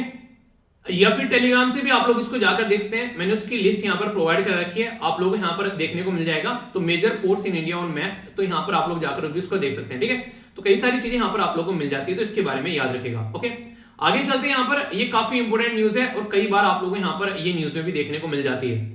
हमारी कंट्री जो है वो रीजनल कॉम्प्रिहेंसिव इकोनॉमिक पार्टनरशिप, जिसको रिकैप आप लोग बोलते हैं, उससे बाहर निकल गई थी। तो यहाँ पर उसके चलते कई सारे इश्यू बन गए थे कि इंडिया जो है वो आज की डेट में दुनिया के साथ में फ्री ट्रेड एग्रीमेंट साइन करना नहीं चाहता है। तो उसके चलते कई सारे मुद्दे थे उसमें, जिनसे आप लोगों के लिए क्वेश्चन भी बन सकता है। और यहाँ पर ये आर्टिकल कवर किया गया था काफी डिटेल में आप लोगों के साथ में, क्योंकि वर्गीस कुरियन जी से रिलेटेड यहाँ पर कई सारे आर्टिकल छपे थे उस टाइम पर। यहाँ पर बात ये की जाती है, अगर हम लोग रीजनल कॉम्प्रिहेंसिव इकोनॉमिक पार्टनरशिप किसी कंट्री के साथ में साइन करते हैं तो उस कंट्री के प्रोडक्ट हमारे देश में फ्लड हो जाएगी, बाढ़ आ जाएगी, बेचे जाएंगे काफी लार्ज स्केल पर, और हमारे जो लोकल प्रोडक्ट हैं वो वहां पर सर्वाइव नहीं कर पाएंगे। तो इसके चलते बोला यह गया कि हम लोग इसका पार्ट नहीं बनेंगे। और मोदी जी के द्वारा एक स्टेटमेंट भी दी गई थी, बोला गया था कि मेरी आत्मा मुझे यहाँ पर अलाउ नहीं कर रही है इसको बेसिकली इसका पार्ट बनने के लिए। तो कई सारे ऐसे मुद्दे देखने को मिले थे। रीजन बहुत बड़ा ये था, न्यूजीलैंड और ऑस्ट्रेलिया से डेयरी प्रोडक्ट जो है हमारे देश में फ्लड हो जाते हैं, जिसके चलते यहाँ पर हम लोगों ने इसको इग्नोर किया। ठीक है, इसी के साथ में अगर बात करें इंडियन जो डेयरी सेक्टर है यहाँ पर, ये उसको जो दिक्कतें देखने को मिलती थी, यहाँ पर कई सारे लोगों ने यहाँ पर इसका अपोज किया। फॉरेन डेयरी प्रोडक्ट जो है इंडिया में लगभग अगर बात करें, अगर बात आज के डेट में, तो इंडिया इस अगर बात करें foreign dairy product in India अगर आज के डेट में 35% के करीब है। ठीक है, तो नीति आयोग जो है वो चाहता है कि हमारी कंट्री में जो सरप्लस होता है वो और अच्छे लेवल पर बढ़े और दुनिया में हम लोग एक्सपोर्ट करें, हमारा खुद का व्यापार बढ़े। क्योंकि वर्गीस कुरियन जी जो है उनके द्वारा व्हाइट रिवॉल्यूशन लाया गया था। याद रखिएगा, व्हाइट रिवॉल्यूशन किसके द्वारा लाया गया था? तो वर्गीस कुरियन साहब के द्वारा यहाँ पर ये लाया गया था। और आज की डेट में ऑपरेशन फ्लड की वजह से हमारी कंट्री में काफी लार्ज स्केल पर खासकर जो महिलाएं हैं उनको काम मिल पाता है। ठीक है, तो लेबर इंटेंसिव सेक्टर है, काफी सारे लोगों को काम मिलता है, इकोनॉमी में काफी ज्यादा इसका सपोर्ट रहता है। इसी के साथ में किसान जो है जो कहीं ना कहीं उनको फायदा मिलता है जब यहाँ पर कोई महामारी आती है, कोई बीमारी आती है, कोई बाढ़ आ गया, सुनामी आ गई, ठीक है, सूखा पड़ गया, तो वो सारी चीज देखने को मिलेगी। पर लेकिन यहाँ पर इसके साथ में कई सारे इशू भी है। इनविजिबल लेबर, कई बार क्या रहता है, घर के लोग काम कर रहे हैं, नजर नहीं आता है काम भी कर रहे हैं नहीं कर रहे हैं। जैसे घर में मम्मियां वगैरह जो है दूध वगैरह निकालती हैं और एक तरीके जानवरों का ध्यान रखती है, तो पता नहीं चलता है कि यहाँ पर कोई काम भी कर रहा है क्या। वरना अगर अलग से इंसान रखा जाए तो उसके लिए अलग से पैसे लगे तो समझ में आए इंसान को कि हाँ यार कितना काम है ये। इनफॉर्मल नेचर का है यहाँ पर। कई बार आप लोगों ने देखा होगा, नॉर्मली कई बार क्या मैक्सिमम अगर दूध बेच दिया तो वो नहीं बोलेगा अकाउंट में पैसे डलवा दूंगा, वो ये बोलेगा लो भाई साहब हाथ तो हाथ पैसे दिए जाते हैं कई बार तो। ठीक है, इसी के साथ में यहाँ पर कोई भी ऐसी प्रॉपर प्राइस नहीं है यहाँ पर। जैसे आप लोगों ने देखा होगा एमएसपी यानी कि मिनिमम सपोर्ट प्राइस जो रहता है वो यहाँ पर हमारी कंट्री में कई सारी क्रॉप्स के लिए रहता है। पर लेकिन अगर इसके लिए भी मिल जाए यहाँ पर कहीं ना कहीं तो किसानों को काफी ज्यादा फायदा हो। और राष्ट्रीय गोकुल मिशन भी मैंने आप लोगों को यहाँ पर बताया था, जो कि याद रखते हैं हमारी कंट्री में जो ब्रीडिंग सिस्टम है, जो खासकर हमारी जो गाय भैंस है उनको कैसे हम लोग को इंप्रूव करना है, तो खासकर उसके लिए गाय पर ज्यादा फोकस यहाँ पर दिया जा रहा था। ठीक है, तो ये बेसिक चीजें हैं जिनसे डायरेक्ट क्वेश्चन एग्जाम में आप लोग के बनते हैं। एक एक पॉइंट से कई कई क्वेश्चन आप लोग के बन सकते हैं। अरविंद केजरीवाल जी कई बार बात करते हैं कि यार हमारी जो यूनियन टेरिटरी है उसको आप लोग स्टेट का दर्जा दे दो, पर लेकिन अरविंद केजरीवाल जी अकेले नहीं ऐसा यहाँ पर कई बार जो गुहार लगाई जाती है वो पुडुचेरी के द्वारा भी लगाई जाती है। इंपॉर्टेंट क्वेश्चन आप लोगों को जो पता होना चाहिए, आप लोगों से कोई पूछ भी ले हमारी कंट्री में कितनी ऐसी यूनियन टेरिटरी है जिनमें खुद का लेजिस्लेचर है, इनके जहां पर चीफ मिनिस्टर बनते हैं। तो आज तक यहाँ पर 2 यूनियन टेरिटरी हुआ करती थी, एक का नाम था दिल्ली जहां पर चीफ मिनिस्टर बनते थे और एक का नाम था पुडुचेरी। पर फिलहाल अभी जब से यहाँ पर हमारी कंट्री में 2019 से यहाँ पर क्या किया गया, आर्टिकल 370 के अंदर जो चेंज किया गया, तो जम्मू एंड कश्मीर भी एक ऐसी यूनियन टेरिटरी हो चुकी है जहां पर चीफ मिनिस्टर यहाँ पर बना करेंगे, ये आप लोगों को पता है। तो यहाँ पर जो इन तीनों यूनियन टेरिटरी में से एक यूनियन टेरिटरी है पुडुचेरी, वो अलग अलग एरिया में डिवाइडेड है। अगर इसके एरिया के बारे में बात करें तो आप लोगों को देखने को मिलेगा, ये नाम है यहाँ पर पुडुचेरी जो कि आंध्र प्रदेश में देखने को मिलेगा, पुडुचेरी जो आप लोगों को देखने को मिलेगा, और कराईकल ये आप लोगों को तमिलनाडु में देखने को मिलेंगे। इसी के साथ में मिही अगर आप लोगों से कोई पूछे तो ये आप लोग केरला में नजर आएगा। तो 4 डिस्ट्रिक्ट है टोटल पुडुचेरी के, और ये 4 डिस्ट्रिक्ट जो है वो अलग अलग एरिया में आप लोगों को नजर आते हैं। तो ये जो पुडुचेरी है वो ये बोल रही है कि मुझे जो है स्टेट का दर्जा दे दो। ठीक है, अगर पुडुचेरी को स्टेट का दर्जा दे दिया गया तो ये देखो एक ऐसा राज्य है जो कि अलग अलग एरिया में डिवाइडेड होगा। तो ये काफी ज्यादा एक इंपॉर्टेंट मुद्दा बन जाता है कई बार। तो स्टेटहुड की डिमांड यहाँ पर इनके द्वारा की जा रही है। लिंग्विस्टिक और कल्चर रीजन की वजह से यहाँ पर एक नया स्टेट यहाँ पर बनाया जा सकता है, क्योंकि हमारे देश में पहले भी लैंग्वेज के बेस पर राज्य बनाए जा चुके हैं। तो इसके चलते जो गवर्नमेंट है वो प्रॉपर वे में चीजों को हैंडल कर पाएगी। चलिए, अगर आप लोगों से बेसिक क्वेश्चन अगर पूछ रहे हैं यहाँ पर स्टेट के बारे में तो याद रखिएगा, फ्रांस जो था यहाँ पर उसके द्वारा इसके साथ में ट्रेड किया गया 1674 में पुडुचेरी के बाद में, और आगे चलकर यहाँ पर जो फ्रांस और जो डच है उनके बीच में लड़ाई हुई 17वीं सेंचुरी में, और इसको फ्रांस की कॉलोनी यहाँ पर बना लिया गया। ठीक है, तो ये इंपॉर्टेंट है जो कि आप लोगों को पता होना चाहिए। अभी जब हम लोगों ने इसको आजाद किया 1962 में, तो फ्रांस के हाथों से हम लोगों ने इसको छीना, ठीक है। तो 1962 में देश को आजाद होने के बाद भी काफी लंबे समय से यहाँ पर फ्रांस रहा और उसके बाद में छोड़कर गया। क्यों? क्योंकि हम लोगों ने लड़ाई लड़ी अंग्रेजों के खिलाफ, तो अंग्रेजों को भगाया हम लोगों ने 1947 में। पर लेकिन कुछ एरिया ऐसे थे, जैसे आप लोग यहाँ पर ये देख सकते हैं, ठीक है, इसी के साथ में गोवा, तो ये कई सारे एरिया ऐसे हैं जो कि काफी लंबे समय से अलग अलग कंट्रोल में रहे, ठीक है। गोवा किसके कंट्रोल में रहा लास्ट तक आप लोग ये बताना है। जैसे पुदुचेरी फ्रांस के कंट्रोल में, तो गोवा किसके कंट्रोल में था। और ऐसे ऐसे क्वेश्चन स्टेट पीसीएस में आप लोगों से मैच करने के लिए पूछे जाते हैं, ठीक है। अगर ढंग से याद रखोगे तो कोई कंफ्यूजन देखने को नहीं मिलेगा। जीएसटी एक ऐसा मुद्दा है, कभी भी आप लोगों को देखने को मिले ये एवरग्रीन नजर आएगा। क्यों? क्योंकि हर महीने कितना जीएसटी का कलेक्शन हुआ वो तो आप लोगों को देखने को मिलता ही है, पर लेकिन उससे नॉर्मली क्वेश्चन नहीं बनते हैं। क्वेश्चन यहां से बनेंगे इस पोर्शन से जो मैं आप लोगों को बताने वाला हूं। जीएसटी जिसको गुड्स और सर्विस टैक्स बोलते हैं। सबसे पहली तो इंपॉर्टेंट बात याद रखिएगा, ये इनडायरेक्ट टैक्स है, यानी कि आप लोग यहां पर इसको डायरेक्ट गवर्नमेंट को पे नहीं करते हो। आप लोग जो भी सामान खरीद कर लेकर आते हो, छोटी से छोटी और बड़ी से बड़ी चीज, उसके ऊपर टैक्स लगा होता है। इवन आप लोग अगर डीजल पेट्रोल भी खरीद कर लेकर आते हो, उसके अंदर भी आप लोग को टैक्स पे करना पड़ता है। तो लगभग 50% आप लोग टैक्स पे करते हो और कई बार तो उससे ज्यादा भी हो जाता है। तो ये जो टैक्स है सारा गवर्नमेंट के पास में जाता है। तो हर एक इंसान टैक्स पे करता है, उसको जीएसटी की फॉर्म में आप लोग देखते हैं, ठीक है। अभी यहां पर क्या हुआ, जब जीएसटी 2017 में लेकर आया गया था यहां पर, उस टाइम पर यह बोला गया था कि जो स्टेट गवर्नमेंट है उनको जो भी नुकसान होगा उसकी भरपाई करेगा 5 साल तक आने वाले टाइम में, जब तक जीएसटी को ढंग से इंप्लीमेंट किया जाता है। तो 5 साल मतलब 2022 तक बोला गया था कि यहां पर स्टेट को कंपनसेशन देगा सेंट्रल गवर्नमेंट। पर लेकिन किसी को पता नहीं था उस टाइम पर कि यार कोविड-19 जैसा कोई महामारी आएगी और दुनिया जो है वो हिल जाएगी उसकी वजह से। तो अभी यहां पर क्या हो गया, पैसे की बहुत ज्यादा कमी पड़ गई यहां पर स्टेट गवर्नमेंट के पास में। स्टेट गवर्नमेंट के अब सेंट्रल गवर्नमेंट के पास में भी कमी देखने को मिली। पर सेंट्रल गवर्नमेंट शाम दाम दंड भेद करा के जैसे सेस वगैरह लगा दिया, अपना जुगाड़ कर लेती है, पर स्टेट गवर्नमेंट जो है वो पीछे रह गई यहां पर। तो इसके चलते अभी ये बोला जा रहा है कि इस कंपनसेशन जो दिया जा रहा था 2022 तक का, इसको 5 साल और बढ़ा दो, यानी कि 2027 कर दो इस कंपनसेशन को। तो ये बातें यहां पर बोली जा रही है, क्योंकि कोविड-19 ने काफी ज्यादा खस्ता हालत कर दी और यहां पर इसके चलते काफी सारे जो स्टेट हैं वो परेशान हो गए, उनके पास में इतनी चीजें नहीं बची कि वो ढंग से चीजों को लेकर चल सके, ठीक है। तो ये तो हो गई यहाँ पर करंट की बातें।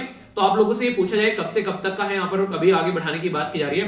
पर लेकिन अगर बेसिक और पूछ ले यहाँ पर आप लोगों से, जो कि अभी रिसेंटली कई सारे स्टेट पीसीएस में क्वेश्चन भी बना था कि गुड्स और सर्विस टैक्स जो है वो यहाँ पर कौन से कॉन्स्टिट्यूशन अमेंडमेंट के तहत आप लोगों को देखने को मिलते हैं। तो याद रखना, मैं आप लोगों को हमेशा बोलता हूँ कि 101 रुपए का कन्यादान दिया गया, तब यहाँ पर गुड्स और सर्विस टैक्स आया 2016 में।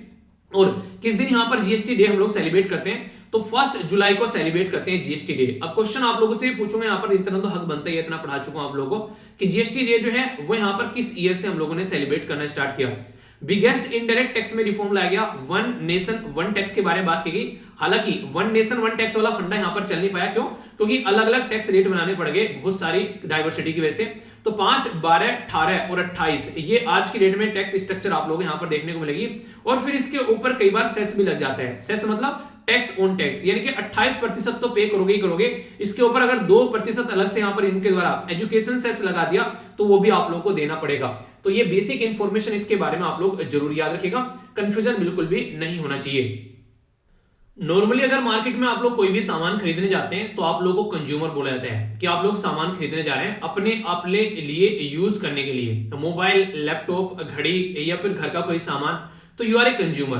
पर लेकिन अगर वो सामान जो है वो आप लोग अपने लिए नहीं, आप लोग फिर से उसको बेचने के लिए खरीद रहे हैं, यानी कि मार्केट से लेकर आए और फिर आप लोगों ने उसको बेचना स्टार्ट कर दिया, तो आप लोग यहाँ पर कंज्यूमर नहीं कहलाओगे फिर, ठीक है। तो आप लोग यहाँ पर एक तरीके से विक्रेता कहलाओगे, यानी कि एक तरीके से बेचने वाले कहलाओगे। तो यहाँ पर अभी हम लोग बात करेंगे कंज्यूमर प्रोटेक्शन एक्ट के बारे में। 2019 में ये जो एक्ट हमारे अंदर लाया गया था देश के अंदर में, अभी यहाँ पर इसके अंदर कुछ चेंज लाए गए। Consumer protection जुडिक्शन of the district जो यहाँ पर जो कमीशन है, स्टेट कमीशन और नेशनल कमीशन रूल, तो 2021 अभी यहाँ पर पब्लिश किए गए थे। इसमें कई सारी बातें यहाँ पर चेंज की गई। पहला तो यहाँ पर यह कि जिसमें पहले 50 लाख जो लिमिट हुआ करती थी, ठीक है, पहले यहाँ पर पहले 1 करोड़ की लिमिट हुआ करती थी यहाँ पर कि 1 करोड़ से जो नीचे के जो केस हैं वो डिस्ट्रिक्ट कमीशन सुनेगा अगर कल को किसी को कोई दिक्कत हो जाती है। तो अभी वो जो लिमिट है वो घटाकर 50 लाख कर दिए, यानी कि 50 लाख तक के केस जो है वो यहाँ पर अब जो है वो डिस्ट्रिक्ट कमीशन सुनेगा। 50 लाख तक का केस जो है वो डिस्ट्रिक्ट कमीशन सुनेगा, जो कि अर्लियर 1 करोड़ से नीचे के होते थे, अब इसको 50 लाख से नीचे के कर दिए गए। 50 लाख से नीचे और 2 करोड़ से अंदर के जो केसेस है सारे वो स्टेट कमीशन के पास में चले गए हैं, ठीक है, और 2 करोड़ से ऊपर का जो सारे केसेस हैं वो नेशनल कमीशन के पास में चले गए हैं। यानी कि 50 लाख से नीचे के जितने भी केस होंगे वो सारे सुनेगा कौन? वो सुनेगा डिस्ट्रिक्ट कमीशन।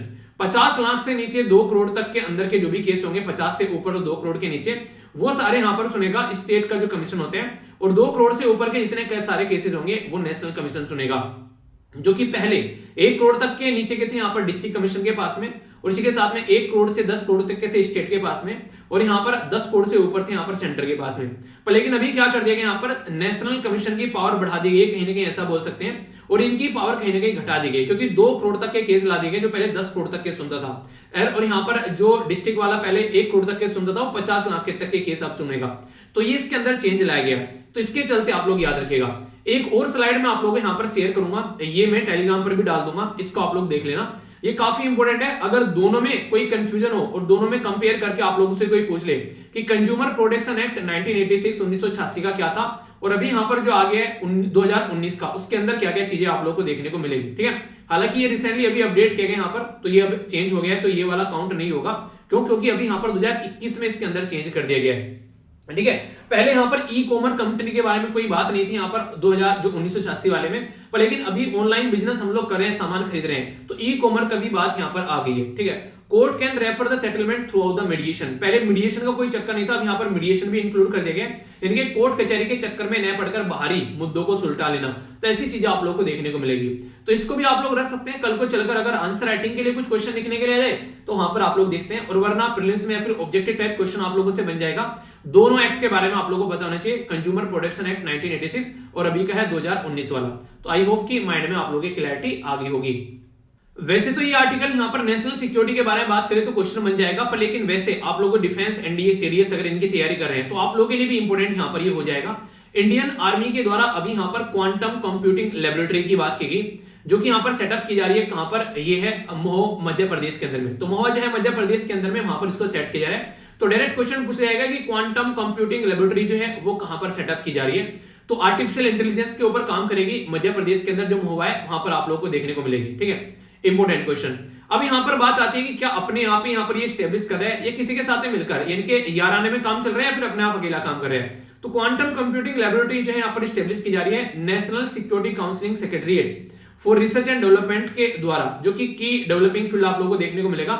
मिलकर काम करेंगे कौन, यहां पर की trust and quantum technology area. तो क्वांटम की डिस्ट्रीब्यूशन आप लोगों को नजर आएगा, जैसे कि सिक्योरिटी एक तरीके से सिक्योर कम्युनिकेशन देखने को मिलेगा। अगर आपस में कम्युनिकेशन करना है, मिलिट्री का कम्युनिकेशन अगर है तो कोई इसको ट्रैप ना कर सके। रिसर्च करेंगे डिजास्टर मैनेजमेंट को कैसे लॉन्च कैसे टेकना है, फार्मास्यूटिकल एरिया में काम करेंगे, और इसी के साथ में आर्गुमेंटिंग इंडस्ट्रियल रोड मैप के बारे में बात की जा रही है 4.0, यानी इंडस्ट्रियल रिवोल्यूशन 4.0 हम लोग बोलते हैं जैसे, तो वो वाली चीजें आप लोगों को देखने को मिलने वाली है। तो इंपॉर्टेंट कुछ बेसिक क्वेश्चन है आप लोगों से जो बन जाए, लोकेशन के बेस पर भी कई बार पूछ ले जाते हैं कि अच्छा यहाँ पर कहां पर क्या क्या काम किए जा रहे हैं, तो ये बेसिक एक इंपॉर्टेंट न्यूज आप लोगों के लिए हो जाती है। यूपीएससी के लिए फेवरेट एरिया माना जाने वाला ऐसा आप लोगों को क्वेश्चन कई बार बन जाते हैं डायरेक्ट, अगर कुछ चीजें न्यूज में होती है इस तरीके से, ठीक है। बात की जा रही है रिसेंटली अभी रेडियो टैगिंग के बारे में, यानी कि किसी पर्टिकुलर जानवर के साथ में कुछ चीजें अटैच कर देना, जैसे ट्रांसमीटर वगैरह हो गया, ताकि कहां कहां पर वो घूम रहा है उसको मॉनिटर किया जा सके। तो उसी के चलते यहां पर बात की जा रही है रेडियो टैगिंग किसके बारे में, ये है पेंगोलिन। तो पेंगोलिन जो है यहाँ पर, इसके बारे में कुछ बातें करूंगा, इंपॉर्टेंट क्वेश्चन बन जाएगा। और ये एक्सपेरिमेंट किया गया यहाँ पर नंदीकानन जो जूलॉजिकल पार्क है उड़ीसा के अंदर में। तो अगर स्टेट पीसीएस उड़ीसा की तैयारी कर रहे हैं तो भी आप लोगों के लिए क्वेश्चन इंपॉर्टेंट यहाँ पर हो जाता है। रेडियो टैगिंग जो है वो यहाँ पर इन्वॉल्व करती है ट्रांसमीटर, जिसके चलते एनिमल का मूवमेंट जो है वो मॉनिटर किया जाएगा। और ऐसा नहीं है कि पहली बार ऐसा कुछ किया जा रहा है, टाइगर, लेपर्ड, माइग्रेटरी जो बर्ड्स हैं उनके ऊपर भी कई बार यहाँ पर टैगिंग की जाती है, ताकि चीजों को हम लोग ढंग से अंडरस्टैंड कर सकें। तो इस तरीके से यहाँ पर ये काउंट करते हैं कि कहां कहां पर घूम रहे हैं, इनकी संख्या भी काउंट करने में यूज किया है। जैसे नहीं इनकी जनगणना करते हैं, जैसे इंसानों की जनगणना होती है, तो इनका भी सेंसस किया जाता है। इंपोर्टेंट मुद्दा अगर बात करें इनके बारे में तो दो तरीके से इनको डिवाइड किया जाता है, एक को बोलते हैं इंडियन पेंगोलिन और दूसरे को बोलते हैं चाइनीज पेंगोलिन। साइंटिफिक नेम है यहाँ पर मेनिसा, यहाँ पर क्रेसिकोडेटा, और इसी के साथ में मेनिस, इसको बोले पेंटाडेक्टिला, ठीक है। तो ये आप लोग समझ सकते हैं, इनके साइंटिफिक नेम भी आप लोगों के सामने है। तो अगर बात करें तो ये दो तरीके के पेंगोलिन यहाँ पर देखने को मिलते हैं। इनके अगर बात करें कंजर्वेशन स्टेटस के बारे में, तो कई बार आप लोगों से क्या रहता है, खासकर यूपीएससी यहाँ पर इस एरिया पर बड़ा इंटरेस्ट रखती है। अगर आप लोग इसके बारे में याद रखेगा तो कई बार आप लोगों से क्वेश्चन भी आप लोगों से पूछ लिए जाते हैं, ठीक है। तो बात करते हैं इसके बारे में ताकि आप लोग इसको अच्छे से समझ सकें। अगर बात करें हमारी कंट्री में किसी चीज को प्रोटेक्शन प्रोवाइड करानी है तो उसके लिए कानून है जिसको बोलते हैं वाइल्ड लाइफ प्रोटेक्शन एक्ट 1972 का यहाँ पर। इसके शेड्यूल 1 में अगर किसी को डाल दिया गया तो उसको काफी अच्छे से प्रोटेक्ट करने की जरूरत है, ये बातें रहती है। IUCN यानी कि international union for conservation nature, इसके अंदर इसको रखा गया है इंडेंजर्ड की कैटेगरी में, ठीक है। और जो चाइनीज जो पेंगोलिन है उसको क्रिटिकली इंडेंजर्ड, क्योंकि चाइना वाले तो छोड़ते ही नहीं है, उनको तो इंसान को छोड़ के बाकी किसी चीज को नहीं छोड़ते हैं, तो इससे आप लोग अंदाजा लगा सकते हैं तो पेंगोलिन की भी क्या खस्ता हालत होगी। तो यानी कि इंडियन पेंगोलिन है इंडेंजर्ड में और चाइनीज पेंगोलिन है क्रिटिकली इंडेंजर्ड, इनके और ज्यादा खतरनाक पोजीशन में, ठीक है।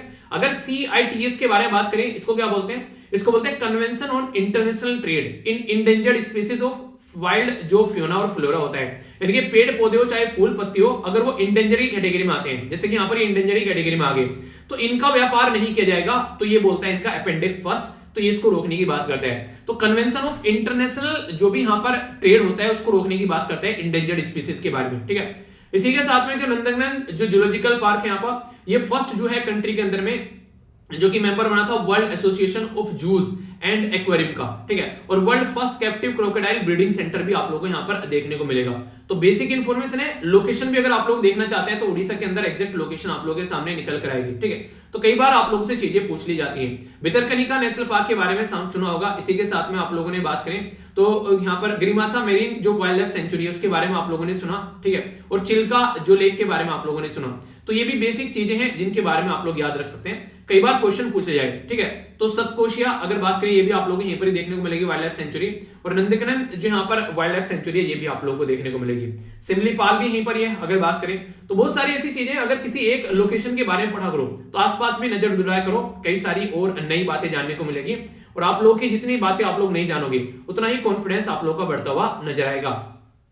साहित्य अकादमी अवार्ड जो काफी इंपॉर्टेंट अवार्ड माने जाते हैं हमारे देश के अंदर में, खासकर साहित्यिक फील्ड में, तो रिसेंटली अभी उनका अनाउंसमेंट किया गया 20 लैंग्वेज के अंदर में, ठीक है। तो यहाँ पर जो साहित्य अकादमी अवार्ड है यहाँ पर ये अनाउंस किए गए, यहाँ पर बेसिकली 20 लैंग्वेज के अंदर में। तो इसके चलते यहाँ पर इस अवार्ड के साथ में आप लोग को युवा पुरस्कार और इसी के साथ में बाल साहित्य पुरस्कार भी आप लोग को देखने को मिलते हैं। साहित्य अकादमी अवार्ड जो है ये स्टैब्लिश किया गया था 1954 यानी कि 1954 में।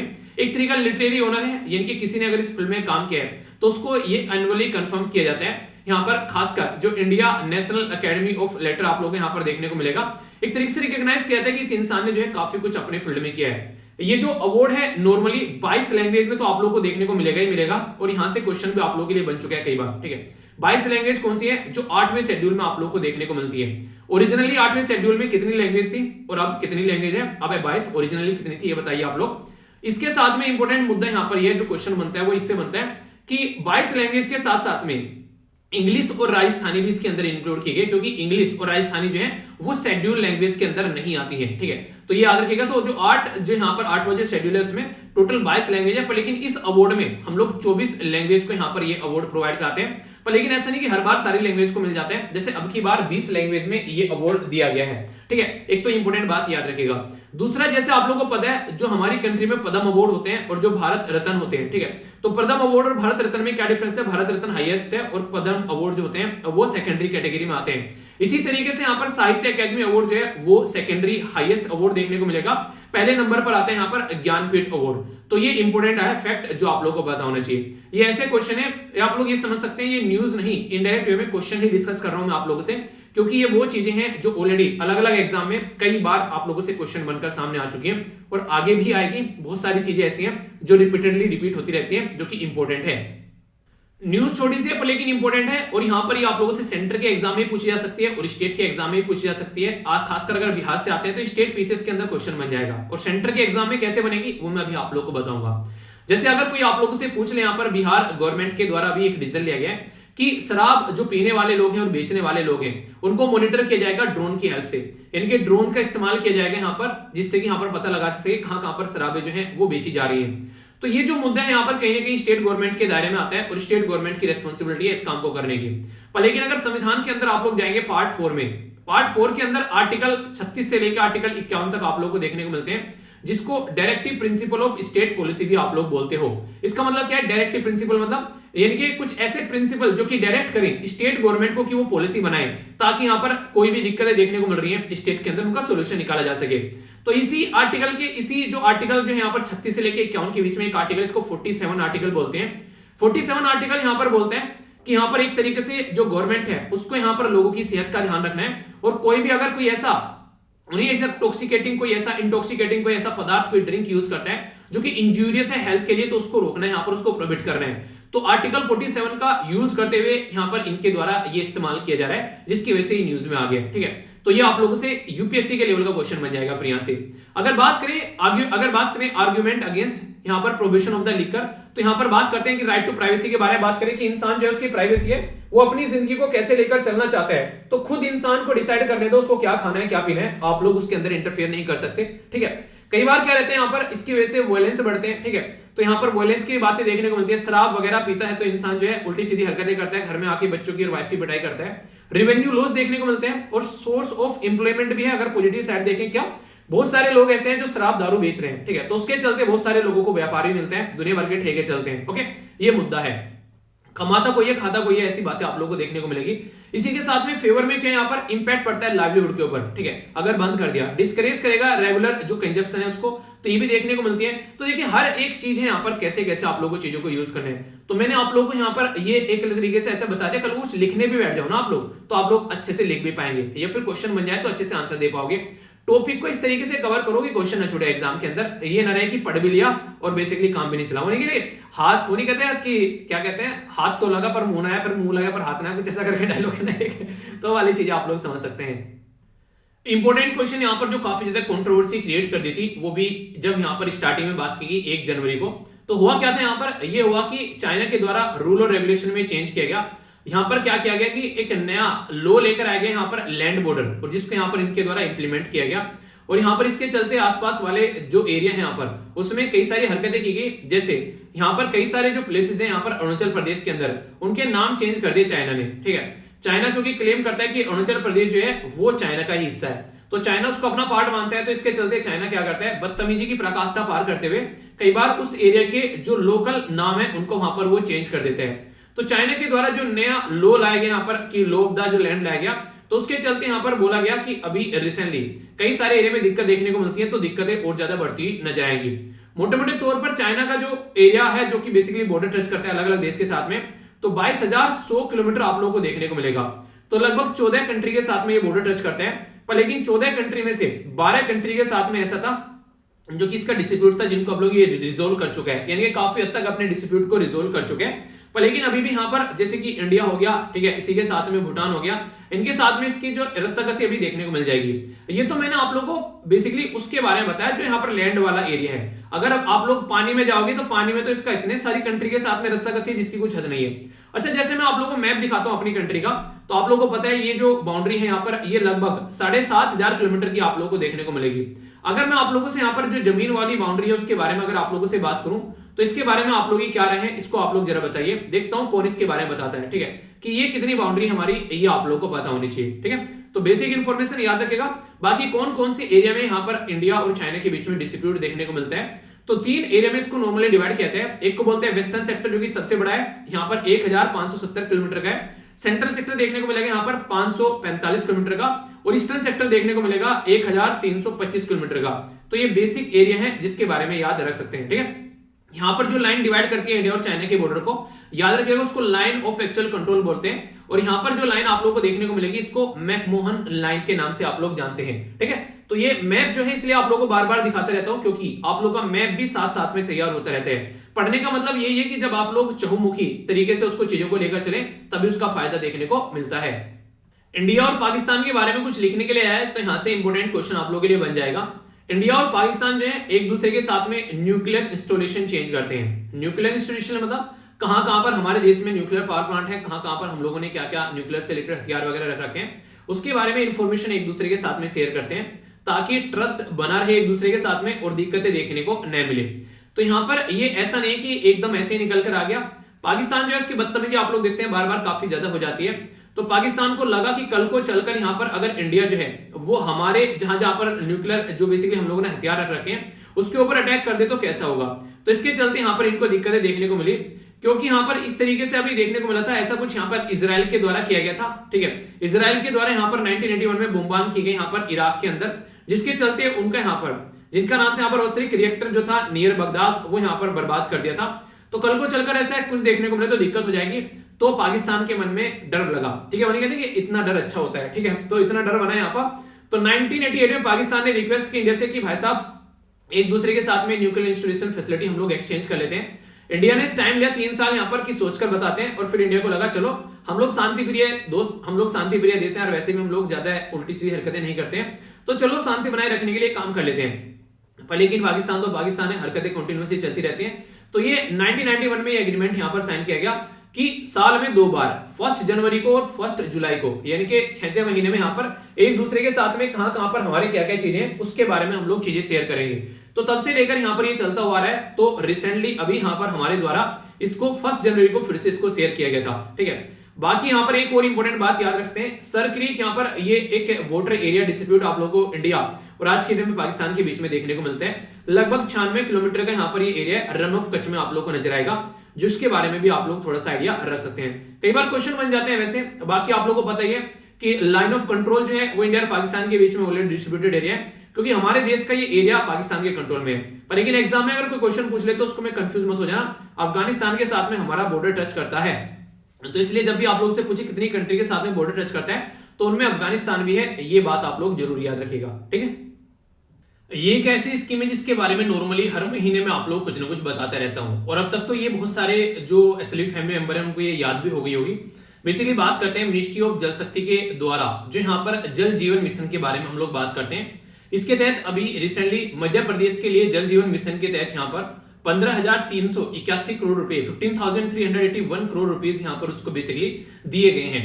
तो देखिए ये जो स्कीम है इसका बेसिक पर्पज ये है कि हर एक घर में जल पहुंचना चाहिए, यानी कि खासकर पानी पहुंचना चाहिए जो गांव वाला रूरल वाला एरिया है। और टारगेट ये रखा गया है कि 2024 तक का यहाँ पर पाइप वाटर जो है वो प्रोवाइड करा देंगे जो पीने लायक पानी है।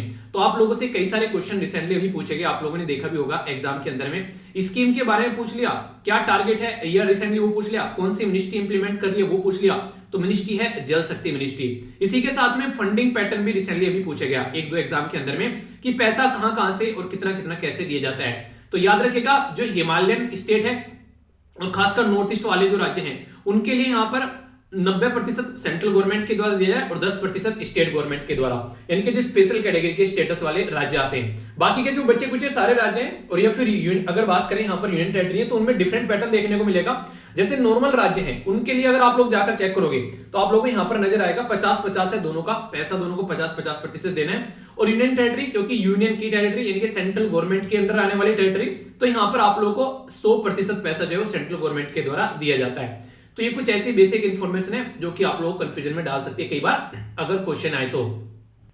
ये अकेली स्लाइड जो है वो आप लोग कई सारे क्वेश्चन दे सकती है। जी हाँ सही बोला मैंने, थोड़ा सा ध्यान से सुनिएगा इस अकेली स्लाइड को। आप लोग बात की जा रही है मिनिस्ट्री ऑफ एजुकेशन के बारे में। मिनिस्ट्री ऑफ एजुकेशन यानी कि शिक्षा मंत्रालय हमारे देश में 100 दिन का एक रीडिंग कैंपेन चलाया गया जिसके नाम रखा गया इनके द्वारा पढ़े भारत। तो पढ़े भारत यहाँ पर जो कैंपेन चलाया गया ये बेसिकली आप लोगों को देखने को मिलेगा 1 जनवरी से लेकर 10 अप्रैल तक चल रहा है। तो ये जो कैंपेन है ये काफी इंपॉर्टेंट है, 1 जनवरी से 10 अप्रैल तक यहाँ पर ये कैंपेन है। और इसी के बीच में आप लोगों को यहाँ पर 21 फरवरी जो है वो इंटरनेशनल मदर टंग लैंग्वेज के रूप में सेलिब्रेट किया जाता है। तो सबसे पहला क्वेश्चन तो ये बन जाएगा कौन सी मिनिस्ट्री यहाँ पर इसको कैंपेन को लेकर चल रही है, इसका नाम क्या है, कहां से कहां तक इसकी डेट है और इंटरनेशनल मदर टंग डे जो है वो कब सेलिब्रेट किया जाता है। इसी के साथ में 21 फरवरी जो है international mother tongue language day जो है ये क्यों सेलिब्रेट किया जाता है। तो ये क्वेश्चन जो है रिसेंटली अभी आप लोगों ने देखा होगा शायद एपीएफसी नहीं सॉरी जो आप लोगों का जो पेपर होता है यहाँ पर अभी जो बेसिकली जो कंडक्ट कराया गया था ईपीएफओ वाला, नाम माइंड से कई बार फिसल जाता है, एपीएफसी ईपीएफओ और यहाँ पर जो असिस्टेंट कमांडेंट वाला कई सारे एग्जाम के नाम एक जैसे से हो जाते हैं, ठीक है। तो कई बार इनमें ना एक इधर उधर जो टंग है वो स्लिप हो जाती है। चलिए कोई नहीं, तो वहां पर उसमें एग्जाम में क्वेश्चन पूछा गया था आप लोगों से कि यहाँ पर किस रीजन की वजह से सेलिब्रेट किए थे, क्योंकि याद रखिएगा यहाँ पर आगे और थोड़ा सा डिटेल में अगर क्वेश्चन पूछ ले उस टाइम पर तो आंसर बांग्लादेश था, क्योंकि बांग्लादेश में यहाँ पर मूवमेंट चला था मदर टंग लैंग्वेज को लेकर, उसके लिए सेलिब्रेट किया। पर लेकिन अगर क्वेश्चन आप लोगों से यहाँ पर ये पूछ ले इसके बारे में तो आप लोग कंफ्यूजन में आ जाओगे किसके द्वारा नाम सजेस्ट किया गया था यहाँ पर ये।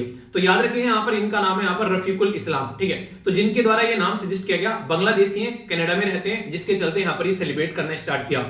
तो ये तो यहाँ पर मैंने बताया कि ये इतना पोर्शन अलग हो गया।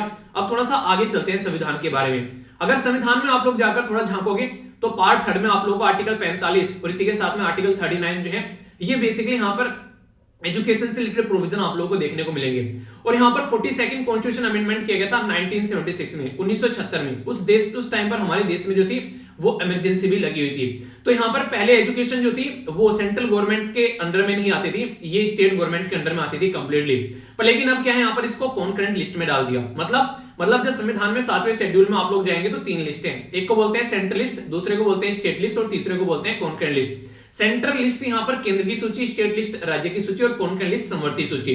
तो इसके अंदर यहाँ पर पहले स्टेट लिस्ट में आता था यहाँ पर ये एजुकेशन यानी कि पढ़ाई लिखाई, फिर हटाकर इसको कॉन्करेंट लिस्ट में डाल दिया। क्यों? क्योंकि यहाँ पर दोनों मिलकर कानून बना पाएंगे। जैसे सेंटर में सेंटर कानून बनाता है, स्टेट में स्टेट, और कॉन्करेंट में दोनों कानून बनाते हैं। तो इसलिए सेंट्रल स्टेट गवर्नमेंट दोनों मिलकर काम करती है। 86 यानी कि 86वां संविधान में संशोधन किया गया था 2002 में। उस टाइम पर यहाँ पर हमारी कंट्री में अगर आप लोग बात करेंगे तो यहाँ पर बेसिकली ये किया गया कि राइट टू जो एजुकेशन है उसमें यहाँ पर इंप्लीमेंट किया गया। तो आर्टिकल 21 यानी कि फंडामेंटल राइट बना दिया यहाँ पर, जिसके चलते बच्चों को जो कि 6 से लेकर 14 साल के बच्चे हैं उनको एजुकेशन प्रोवाइड कराया जाए राइट टू एजुकेशन एक्ट के तहत। ठीक है, तो ये बेसिक इन्फॉर्मेशन है। किसी न किसी एग्जाम में कभी ना कभी कोई ना कोई क्वेश्चन आप लोगों ने जरूर देखा होगा, अगर आप लोग पेपर को उठाकर उसको एनालाइज करते हैं तो। एक न्यूज जो काफी ज्यादा यहाँ पर अभी रिसेंटली आप लोगों ने देखी, ये बात की जा रही थी गेटहब के बारे में। गेटहब क्या है यहाँ पर, ये एक ओपन सोर्स सॉफ्टवेयर है। ओपन सोर्स सॉफ्टवेयर का मतलब क्या होता है कि आप लोग चाहे तो उसके अंदर कुछ ना कुछ मॉडिफिकेशन कर सकते हैं अपने हिसाब से। तो यहाँ पर कई सारे अभी ऐसे सॉफ्टवेयर जो फ्लड होते हुए नजर आए, जहां पर जो खासकर वुमेन को सेक्सुअली असोल्ट करने वाली कुछ चीजें आप लोगों को देखने को मिली, जिसमें बुल्ली बाई जैसे ऐप भी आप लोगों को यहाँ पर देखने को मिले। तो जो गेटहब है यहाँ पर, ये वर्ल्ड का लार्जेस्ट ओपन सोर्स डेवलपर है यहाँ पर कम्युनिटी प्लेटफॉर्म पे देखने को मिलेगी।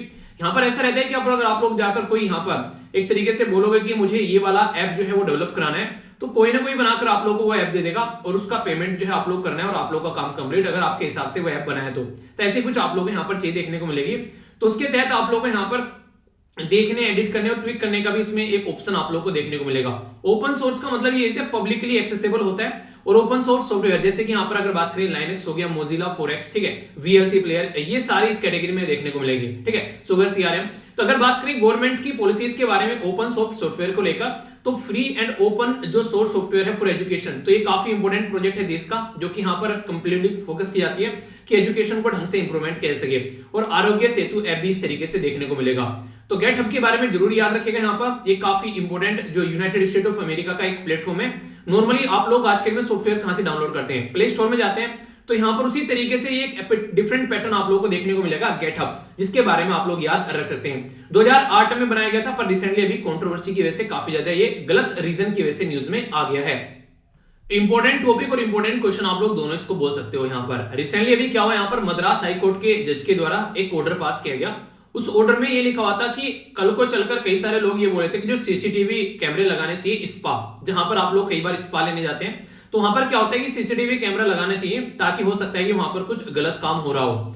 तो इसके चलते मद्रास हाईकोर्ट के जो जज हैं उनके द्वारा ये काम करने से मना कर दिया गया। बोला अगर कोई ऐसा काम हम लोग करते हैं तो ये बिल्कुल गलत है। क्यों?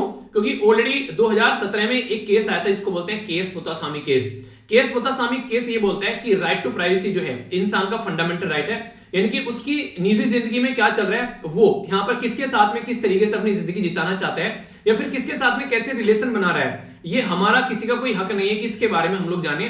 तो अगर यहाँ पर स्पा में जाकर अगर यहाँ पर कोई अपना जिस भी तरीके से अपनी जिंदगी को व्यतीत करना चाहता है, उसमें आप लोग ताका झाकी नहीं कर सकते। तो ये राइट टू प्राइवेसी के खिलाफ है यहाँ पर। इसी के साथ में जब राइट टू प्राइवेसी की बात करते हैं तो यहाँ पर बॉडली ऑटोनॉमी, यानी कि उसकी बॉडी है। कई इंसान है कि आप लोग मेल से फीमेल और फीमेल से मेल बन जाते हैं अपना जेंडर चेंज कराकर, तो आप लोग उनको रोकोगे थोड़ी ना। इसी के साथ में यहाँ पर प्राइवेसी है इंसान की, तो क्या करना चाहते हैं। इसी के साथ में प्राइवेसी की चॉइस है उनकी खुद की, किसके साथ में रहना चाहते हैं, किसके साथ में फिजिकल रिलेशन बनाना चाहते हैं, तो कोई इसके अंदर इंटरफेयर नहीं कर सकता। तो यहाँ पर गवर्नमेंट को बेसिकली ये काम करना चाहिए, अगर किसी भी पर्सन का प्राइवेसी का डेटा पब्लिकली आए तो उसको रोकना है। क्योंकि यहाँ पर basically personal data protection bill 2019 का ये बोलता है कि यहाँ पर इंसान के डेटा को प्रोटेक्ट करना है, और उसका डेटा अगर कोई यूज भी करता है तो उसकी परमिशन के बिना यूज नहीं होना चाहिए, इवन चाहे गवर्नमेंट भी क्यों ना हो। ये जो बिल है हम लोग 2022 में खड़े हैं, 2019 में इसके बारे में डिस्कस किया था, पर अभी ये ठंडे बस्ते में पड़ा हुआ है। ठीक है, ये 10 ऐसी हाईलाइट है जो कि मैंने उस टाइम पर भी आप लोगों के साथ में शेयर की थी। बहुत ज्यादा इंपॉर्टेंट है यहाँ पर, इसको तो आप लोग स्क्रीनशॉट लेकर अपने पास में रख लेना, क्योंकि क्वेश्चन आप लोगों को डायरेक्ट देखने को मिल सकता है। प्राइवेसी जो है यहाँ पर वो एक तरीके से कहीं ना कहीं फंडामेंटल राइट बना दिया कोर्ट के द्वारा। अब यही प्राइवेसी जो है वो और कई सारे अधिकार को जन्म दे रही है, ठीक है, कि इंसान का राइट टू मैरिज हो गया, उस तरीके से इंसान किस तरीके से किसके साथ फिजिकल रिलेशन बना रहा है, किस तरीके से उसकी जो लाइफ है वो चलनी चाहिए। तो दुनिया भर के ऐसे केसेस सामने निकल कर आए। तो कई सारी छोटी छोटी इंफॉर्मेशन यहाँ पर दे रखी है। यहाँ पर इसको आप लोग बेसिकली रख लीजिएगा अपने पास में, यानी कि आंसर राइटिंग में भी आप लोगों को यहाँ पर इससे फायदा मिल जाएगा, इसलिए ये स्लाइड आप लोगों के सामने, ठीक है। तो यहाँ पर बात की गई थी स्पा के बारे में कि स्पा में किसी की जिंदगी कैसे चल रही है, उसमें कोई इंटरफेयर नहीं करेगा क्योंकि उसकी प्राइवेसी है। अपने बेडरूम में या स्पा में क्या इंसान क्या कर रहा है वो उसकी जिंदगी है, उसको अपने हिसाब से काम कर देने देना चाहिए। एक ही स्लाइड में पूरा टॉपिक आप लोगों यहाँ पर कवर हो जाएगा। बात की जाए किसके बारे में, controller and auditor general of India के बारे में, जिसको कैग बोलते हैं। आप लोगों को पता है संविधान में कौन से आर्टिकल में आता है, पता है, बताइए जरा, आप लोग बताइए, इसलिए देखता हूं कौन कौन बताता है। तो controller and auditor general of India जो है उनके द्वारा भी बोला गया कि गांधी सागर डैम जो है, जो कहां पर है, क्वेश्चन बन जाएगा, ये है चंबल रिवर के ऊपर में, कहां पर है, मध्य प्रदेश के अंदर में। तो बोला गया उसको इमीडिएटली रिपेयर करने की जरूरत है, उसमें दिक्कतें देखने को मिल सकती है। तो डैम आ गया न्यूज में, बांध आ गया, रिवर आ गई न्यूज में, और किस के द्वारा बोला गया वो आ गया न्यूज में। तो इसके चलते यहां पर बोला कि रेगुलर चेक होना चाहिए, कोई भी दिक्कतें देखने को नहीं मिलनी चाहिए, क्योंकि जो आज की डेट में डैम है उस लोगों को देखने को मिलेगा, एक तो काफी सारे पुराने हो चुके हैं, ठीक है, कंस्ट्रक्शन जिस तरीके से किया गया उसमें दिक्कत देखने को मिलेगी, और रेनफॉल का जो पैटर्न है, कभी ज्यादा बारिश होगी कभी कम, उसकी वजह से भी दिक्कत निकल कर आती है। स्टोरेज कैपेसिटी डिक्रीजिंग होती रहती है बांध की, क्यों, क्योंकि जब मिट्टी वगैरह आती है तो वो बांध में नीचे बैठती चली जाती है, अगर उसको साफ नहीं किया जाता है तो दिक्कतें देखने को मिलती है। डिजाइन में कोई दिक्कतें देखने को मिल रही है, या फिर जो यहाँ पर मैंने बताया ना अभी यहाँ पर सेल्टिशन के बारे में, यानी कि काफी ज्यादा लार्ज स्केल पर मिट्टी कंकड़ पत्थर आते हैं। तो क्या होता है इसकी वजह से, जब डैम में पानी नहीं रुकेगा प्रॉपर में तो फ्लड के चांसेस बढ़ जाते हैं, ठीक है। इसी के साथ में किसानों को इरिगेशन की फैसिलिटी नहीं मिलेंगी तो इरिगेशन में दिक्कत रहेगी, तो ये यहाँ पर आप लोगों को उनकी इनकम पर इंपैक्ट पड़ेगा। और फ्लड तो मैंने आप लोगों को बताया वो देखने को मिलेगा, और फूड यहाँ पर, सॉरी ऊपर फूड है यहाँ पर, ठीक है, तो फूड सिक्योरिटी यहाँ पर खतरे में पड़ जाती है। इसी के साथ में डैम सेफ्टी बिल के बारे में बात की गई, और डैम रिहेबिलिटेशन और इंप्रूवमेंट प्रोजेक्ट के बारे में बात की गई, ताकि कल को चलकर हम लोग चीजों को सुधार सकें। ये तो बेसिक चीजें होगी। अब कुछ एक्स्ट्रा चीजें आप लोगों को बताता हूं जो कि क्वेश्चन आप लोगों से बन सकता है। अगर बात करें सबसे ज्यादा जो डैम है वो आप लोग कहां पर देखने को मिलेंगे, वो है चाइना के अंदर पहले नंबर पर, लगभग 24,000 के करीब डैम है चाइना के अंदर में। फिर यूएसए के अंदर में लगभग 9,500 के करीब डैम है। इंडिया के अंदर लगभग 5,000 के करीब डैम आप लोग को देखने को मिल जाएंगे। डेटा थोड़ा पुराना है पर लेकिन इतना ही यहाँ पर आप लोगों को ज्यादा डिफरेंस में नजर नहीं आएगा, क्योंकि ऐसा तो हो नहीं सकता कि मान लीजिए 2-4 साल पुराना डेटा है तो यहाँ पर चाइना इंडिया ने जिस 5-4,500 से सीधा 9,000 क्रॉस कर दिया, नहीं, ये नंबर में थोड़ा बहुत चेंज आप लोगों को लग सकता है, पर लेकिन ये नंबरिंग जो है China, United state of America, India, Japan और यहाँ पर ब्राजील, ये ऐसी की ऐसी आप लोग यहाँ पर देखने को मिलेगी। हमारे देश में सबसे ज्यादा बांध कहां पर, अगर कोई आप लोगों से पूछ ले तो याद रखिएगा महाराष्ट्र में सबसे ज्यादा बांध है हमारे देश में, कंट्री के अंदर, फिर है मध्य प्रदेश में, और तीसरे नंबर पर है गुजरात में। तो ये इंपॉर्टेंट क्वेश्चन बन जाएगा। 1845 डैम है महाराष्ट्र में, और यहाँ पर लगभग 905 डैम है यहाँ पर मध्य प्रदेश में, और गुजरात में 666। तो यहाँ पर महाराष्ट्र के तो आसपास कोई जा नहीं सकता, आने वाले 50-100 साल में भी इतने ज्यादा डैम ले बैठा है महाराष्ट्र, ठीक है। तो ये समझ सकते हैं फायदा क्या क्या होता है। एक तो डोमेस्टिक वाटर सप्लाई होती है, इंडस्ट्रियल यूज के लिए पानी जाते हैं, एग्रीकल्चर में यूज होता है, खासकर फूड सप्लाई, मछली पालन के बारे में बात कर सकते हैं, फ्लड को कंट्रोल करने का काम करता है, बिजली बनाने का काम करता है, नेविगेशन के लिए भी काम किया है, रिक्रिएशन यानी कि खेलने के लिए, एंटरटेनमेंट के लिए, उन सब चीजों के लिए काम होता है, और सस्टेनेबल डेवलपमेंट के लिए काफी इंपॉर्टेंट है यहाँ पर ये। तो ये पूरा का पूरा क्वेश्चन आप लोगों से बन जाए, लिखने के लिए भी कोई पूछ ले तो भी आप लोग अच्छे से अटेम्प्ट कर पाओगे। इस तरीके से पूरी चीजें समझा दी। रिक्रिएशन के मतलब ये सारी चीजें, ठीक है, आप लोग पिकनिक बना रहे हैं, आउटडोर वहां पर एंजॉय कर रहे हैं, साइकिलिंग वगैरह आसपास वाले एरिया में, तो वो सारी चीजें यहाँ पर आ जाती है। बाकी अगर बात करें मेजर डैम कौन कौन से इंडिया के अंदर में, तो ये लिस्ट भी मैंने आप लोगों को यहाँ पर प्रोवाइड करा दी है, ताकि कल को कोई कंफ्यूजन हो आप लोग तो उनके बारे में कंफ्यूजन न रहे, तो इसके बारे में थोड़ा थोड़ा आइडिया आप लोग रख सकते हैं, ठीक है। एक पर्टिकुलर लोकेशन जिसका नाम है सूडान, और यहाँ पर आप लोगों को देखने को मिले इनके जो यहाँ पर प्राइम मिनिस्टर थे जिनका नाम था यहाँ पर अब्दुल्ला हमदोक, उनके द्वारा रिजाइन कर दिया गया था। तो ये कई सारे आर्टिकल मैंने डिटेल में आप लोगों से डिस्कस किए थे। तो सूडान जो है वो साउथ, जो बेसिकली साउथ नहीं सॉरी सूडान जो है अफ्रीका कॉन्टिनेंट के अंदर आप लोगों को कंट्री यहाँ पर देखने को मिलेगा। एग्जैक्ट लोकेशन अगर आप लोग देखना चाहेंगे तो यहाँ पर आप लोगों के सामने सूडान, ठीक है, सूडान के जस्ट नीचे आप लोगों को साउथ सूडान यहाँ पर नजर आ जाएगा। सूडान और साउथ सूडान दोनों एक जगह हुआ करते थे, पर लेकिन दोनों भाई जो है वो अलग हो गए, और यहाँ पर 2011 में नई कंट्री बन गई सूडान में से निकालकर साउथ सूडान। अभी हम लोग बात करें सूडान के बारे में, तो यहाँ पर जनता के द्वारा काफी ज्यादा प्रोटेस्ट देखने को मिला, उसकी वजह से यहाँ पर कई सारी दिक्कतें निकल कर आई, मिलिट्री के द्वारा रूल कर लिया गया, तो यहाँ पर प्राइम मिनिस्टर थे उनके द्वारा रिजिग्नेशन दे दिया गया, तो उसकी वजह से काफी ज्यादा ये न्यूज में था। तो लोकेशन भी आप लोगों से पूछ ली जा सकती है, और याद रखिएगा सूडान जो है वो लैंडलॉक कंट्री नहीं है, रेड सी के साथ में यहाँ पर कनेक्ट करती है, जो मेन पर्पस था मेरा आप लोगों को बताने का, ये आप लोग जरूर देखिएगा, ठीक है।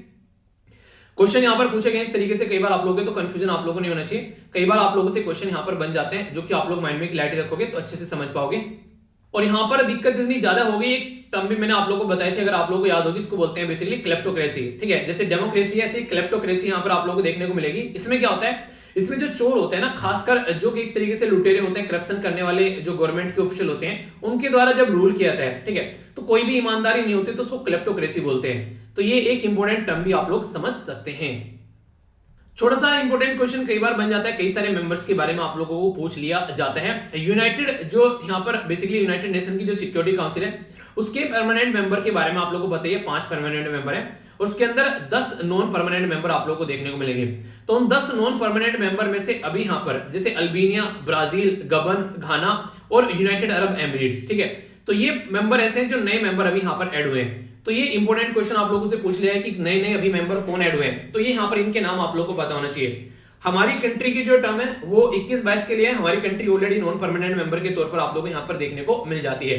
मोर देन जो 50 मेंबर है 193 में से वो यहाँ पर कई बार यहाँ पर सिलेक्ट हो चुके हैं। ठीक है, कई ऐसे भी देखने को मिलेंगे यहाँ पर जो कभी सिलेक्ट नहीं हुए। सॉरी, यहाँ पर मोर देन 50% मेंबर जो है जो कभी सिलेक्ट ही नहीं हुए थे, और बाकी जो बचे हुए मोर देन 50 से बहुत सारे जो लोग हैं यहाँ पर ये आप लोगों को देखने को मिलेंगे जो कई बार सिलेक्ट भी हो चुके हैं। तो कई बार एब्सेंस ऑफ जो रिकॉर्ड के बारे में बात की जाती है। ठीक है, टैक्सेस जो भी यहाँ पर एक तरीके से जो एक taxes of the meetings, power play के बारे में बात की जाए, डिवीजन के बारे में बात की जाए, P5 अपना रोल प्ले करता है। और यहाँ पर ऑर्गेनाइजेशन के अंदर भी अंडर रिप्रेजेंटेशन देखने को मिलती है। ये बोलते हैं साउथ अमेरिका से यहाँ पर कोई भी नहीं है तो क्या मतलब रह गया इसका। ठीक है, अफ्रीका कॉन्टिनेंट से कोई भी नहीं है तो क्या मतलब रह गया, तो इसके अंदर चेंज करना चाहिए। ऐसी भी बातें कई बार बोली जाती हैं। ठीक है, तो बेसिक है, पता होना चाहिए आप लोगों को। बाकी कुछ और बातें अगर मैं आप लोगों को बताऊं, स्टेब्लिश किया गया था 1945 में यूनाइटेड नेशन। इसके अंदर 5 आप लोगों को यहाँ पर जो बेसिकली इसके अदर देन देखिए, एक तो हो गया यहाँ पर यूएन सिक्योरिटी काउंसिल, अदर आप लोगों को यहाँ पर देखने को मिलेंगे। जैसे कि यहाँ पर बात करते हैं जनरल असेंबली, ठीक है, ट्रस्टशिप काउंसिल, इसी के साथ में economic and social council, international court of justice और सेक्रेटरीट। तो टोटल मिलाकर ये सारे ऑर्गन आप लोगों के सामने, और हेडक्वार्टर इसका न्यूयॉर्क में देखने को मिलेगा। पीस एंड सिक्योरिटी के लिए यहाँ पर बेसिकली जो यूएन सिक्योरिटी है वो यहाँ पर आप लोगों के लिए काम करती हुई नजर आती है। ठीक है, तो 24 अक्टूबर जो है यहाँ पर ये यूएन डे के रूप में भी आप लोग सेलिब्रेट करते हैं। तो ये बेसिक इंफॉर्मेशन है जो कि पता रखना है आप लोगों को। ओके, आगे चलते हैं। एक काफी इंपॉर्टेंट पर्सनैलिटी के बारे में यहाँ पर बात की गई थी जिनको नोबेल प्राइज मिला था। ये हमारे बीच में अभी नहीं रहे। नाम क्या था इनका नाम था यहाँ पर देशमेंद टुटू। ठीक है, तो देशमेंद जो टुटू थे यहाँ पर रिसेंटली अभी इनकी डेथ हो गई। देखिए वैसे तो इंसान ज्यादा न्यूज में रहा है यहाँ पर जब जिंदा थे यहाँ पर, ये इनकी डेथ के बाद भी बहुत ज्यादा न्यूज में रहे। क्यों? क्योंकि जब पता चला यहाँ पर इनकी डेथ हो गई तो उसके पहले इनके द्वारा लिख दिया गया था कि कल को अगर मेरी डेथ हो जाती है तो मेरी बॉडी जो है उसको इस तरीके से आप लोग क्रिमिनेट करना है, यानी कि जलाना है, ताकि वो जो है यहाँ पर कभी भी इन्वायरमेंट को नुकसान न पहुंचाए। ये काफी बड़े इन्वायरमेंट थे, तो इनके द्वारा मरते हुए भी अपनी बॉडी को भी इस तरीके से बेसिकली यानी एक तरीके से उसका विघटन होना चाहिए ताकि वो इन्वायरमेंट को नुकसान न पहुंचाए। तो कौन सा प्रोसीजर यहाँ पर यूज किया गया अगर कोई आप लोग से पूछ ले तो इसको बोलते हैं बेसिकली एक्वामेशन। तो प्रोसीजर जो डेवलप किया गया यहाँ पर, ये एक इंपोर्टेंट पर्सनैलिटी है, 1888 में डेवलप किया गया था, जिनका नाम था एमोस हार्बर्ट हेजमन। ठीक है, तो ये याद रखिएगा, डायरेक्ट क्वेश्चन आप लोगों से बन सकता है क्योंकि बहुत ज्यादा न्यूज में था। इनके द्वारा बोला गया कि ऐसा कुछ होना चाहिए, तो यहाँ पर ये काफी कम एमिशन रिलीज करता है यहाँ पर। तो देशमेंद जो टुटू थे यहाँ पर, ये काफी इंपोर्टेंट राइट एक्टिविस्ट थे। 1984 में यहाँ पर इनको नोबेल पीस प्राइज से नवाजा गया। जो इनके द्वारा बोला गया यहाँ पर कि कैसी मशीन यूज की जाती है, नॉर्मल तो जला देते हैं, क्रिमिनेशन में, एक्वामेशन में एक ऐसी मशीन यूज करते हैं, पूरी बॉडी में से जस्ट कुछ हड्डियां आप लोगों को यहाँ पर देखने को मिलेगी, बाकी की सारी चीजें जो है वो बिल्कुल पिघल जाती हैं। तो ये एक्वामेशन जो है इन्वायरमेंट को काफी कम नुकसान पहुंचाती है, पर लेकिन वैसे थोड़ी सी कॉस्टली आप लोगों को देखने को मिलेगी। तो इसके बारे में यहाँ पर बात की गई जो कि आप लोगों के लिए क्वेश्चन की फॉर्म में भी एग्जाम में बन सकता है एक्वामेशन के बारे में, तो याद रखिएगा। कई बार मैंने आप लोगों को बताया अगर कोई भी क्वेश्चन जो है महिलाओं से रिलेटेड, बच्चों से रिलेटेड या फिर नॉर्थ ईस्ट में जो हमारे राज्य है उनसे रिलेटेड है तो वो इंपॉर्टेंट हो जाता है। प्राइम मिनिस्टर मोदी साहब जी के द्वारा अभी क्या किया गया यहाँ पर, एक न्यू इंटरनेशनल टर्मिनल जो यहाँ पर बनाया गया महाराजा वीर विक्रम, जो कि यहाँ पर उनके नाम पर एयरपोर्ट है। तो उसमें और भी कई सारे इनिशिएटिव लॉन्च किए गए। ठीक है, मुख्यमंत्री जो है यहाँ पर एक तरीके से बात करें लाइक मुख्यमंत्री त्रिपुरा ग्राम समृद्धि योजना जो आप लोगों को देखने को मिला। प्रोजेक्ट जो मिशन के तौर पर यहाँ पर ये था, इसका नाम था बेसिकली विद्या ज्योति, जो स्कूल भी यहाँ पर आप लोगों को देखने को मिले। तो ये 2 प्रोजेक्ट यहाँ पर प्राइम मिनिस्टर मोदी साहब के द्वारा लॉन्च किए गए, और इसी के साथ में एयरपोर्ट के बारे में बात की जा रही है। तो जो वीर विक्रम किशोर जो यहाँ पर जिसका जो ये पर्टिकुलर जो पर्सनैलिटी थे जिनका नाम था वीर विक्रम किशोर देवबर्मन, तो यहाँ पर ये काफी इंपोर्टेंट राजा थे और इनके द्वारा काफी मॉडर्न काम किए गए डेवलपमेंट के इस पर्टिकुलर एरिया में। माणिक्य डेंसिटी थे यहाँ पर, ये बेसिकली कनेक्टेड थे तो यहाँ पर त्रिपुरा में एक तरीके से मॉडर्न त्रिपुरा के जनक भी इनको बोला जाता है। यहाँ पर ये किंग रहे यहाँ पर टिल 1947, ठीक है। तो काफी बड़ा रोल है यहाँ पर त्रिपुरा को डेवलप करने में। तो इनके बारे में आप लोगों से पूछ लिया जाए तो याद रखिएगा, इन्हीं के नाम पर जो नया टर्मिनल बनाया गया उसका नाम यहाँ पर रखा गया। चिल्का लेक कई बार यहाँ पर न्यूज में रहती है, इसके बारे में बेसिक इन्फॉर्मेशन आप लोगों को पता होनी चाहिए। अभी यहाँ पर रिसेंटली बर्ड स्टेटस सर्वे कराया गया, तो उसमें 11 लाख के करीब वाटर बर्ड यहाँ पर देखने को मिली, जो कि इस वेटलैंड के ऊपर डिपेंडेंट है।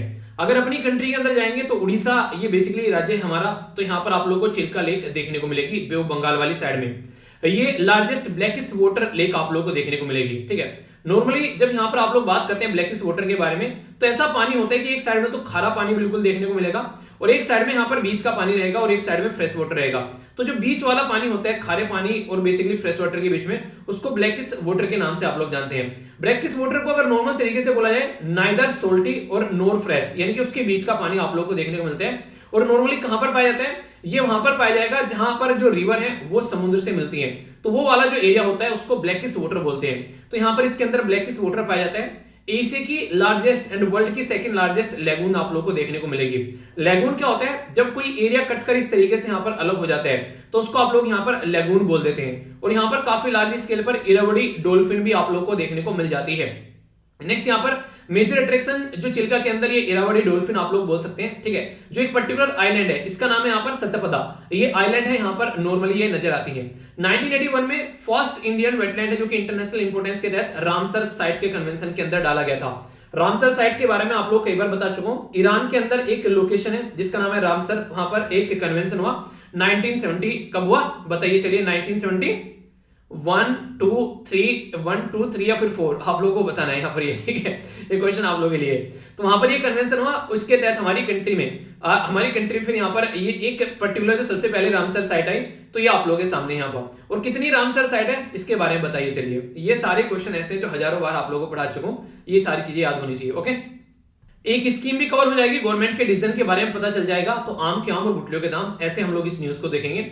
मिनिस्ट्री ऑफ फूड प्रोसेसिंग, यानी कि जो फूड को प्रोसेसिंग करने का काम करती है, यानी कि जैसे टमाटर को टमाटो सॉस बना देते हो, वो फूड प्रोसेसिंग का एक उदाहरण है। National agriculture cooperative marketing federation of India limited के द्वारा यहाँ पर अभी 6 डिस्ट्रिक्ट के अंदर में यहाँ पर 1 डिस्ट्रिक्ट 1 प्रोडक्ट की बात की गई, यानी कि एक डिस्ट्रिक्ट में कम से कम एक प्रोडक्ट जो है उसके बारे में यहाँ पर बात की जा रही है।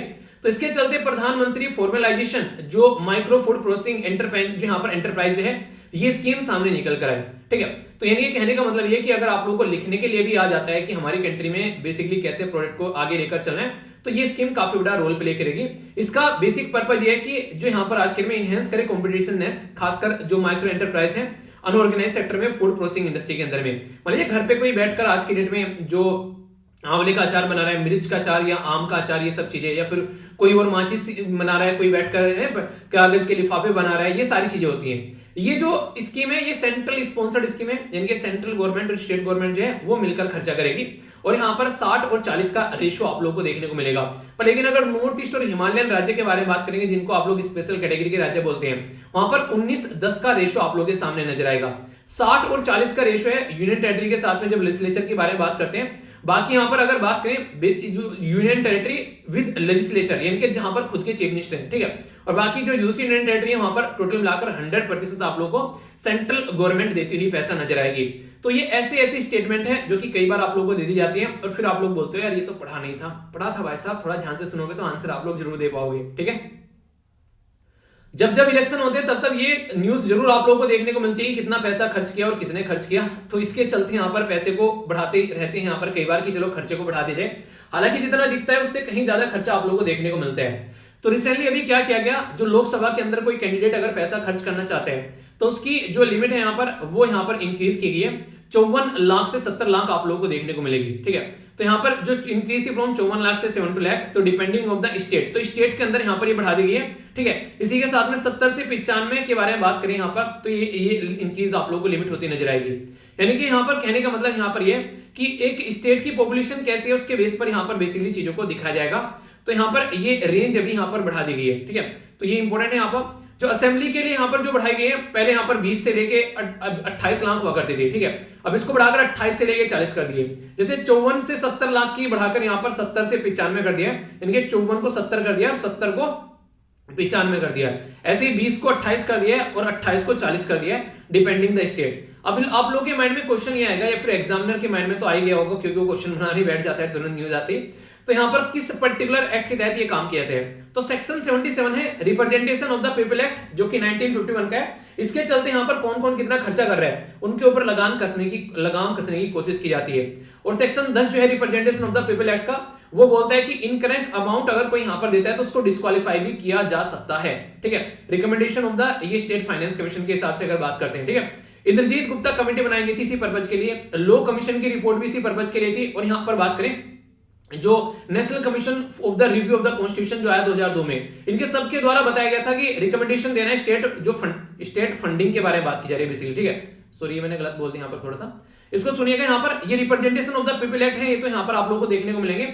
ये बोलते हैं कि कितना पैसा खर्च करना है उसके बारे में बताना है, पर लेकिन स्टेट फंडिंग की भी बात की जाती है, यानी कि सब पैसा इकट्ठा कर दिया जाए यहाँ पर जो बेसिकली स्टेट है, और वहां पर उसमें से फिर पॉलिटिकल पार्टीज को लड़ने के लिए पैसा दिया जाए, चंदा एक तरीके से, कि चलो तुम ये पैसा चंदा लो, इतना पैसा तुम ले लो, तुम यहाँ पर इलेक्शन लड़ रहे हो। ठीक है, तो मुद्दा देखने को मिलेगा। तो इन सब ने यहाँ पर रिकमेंड किया था कि स्टेट फंडिंग होनी चाहिए।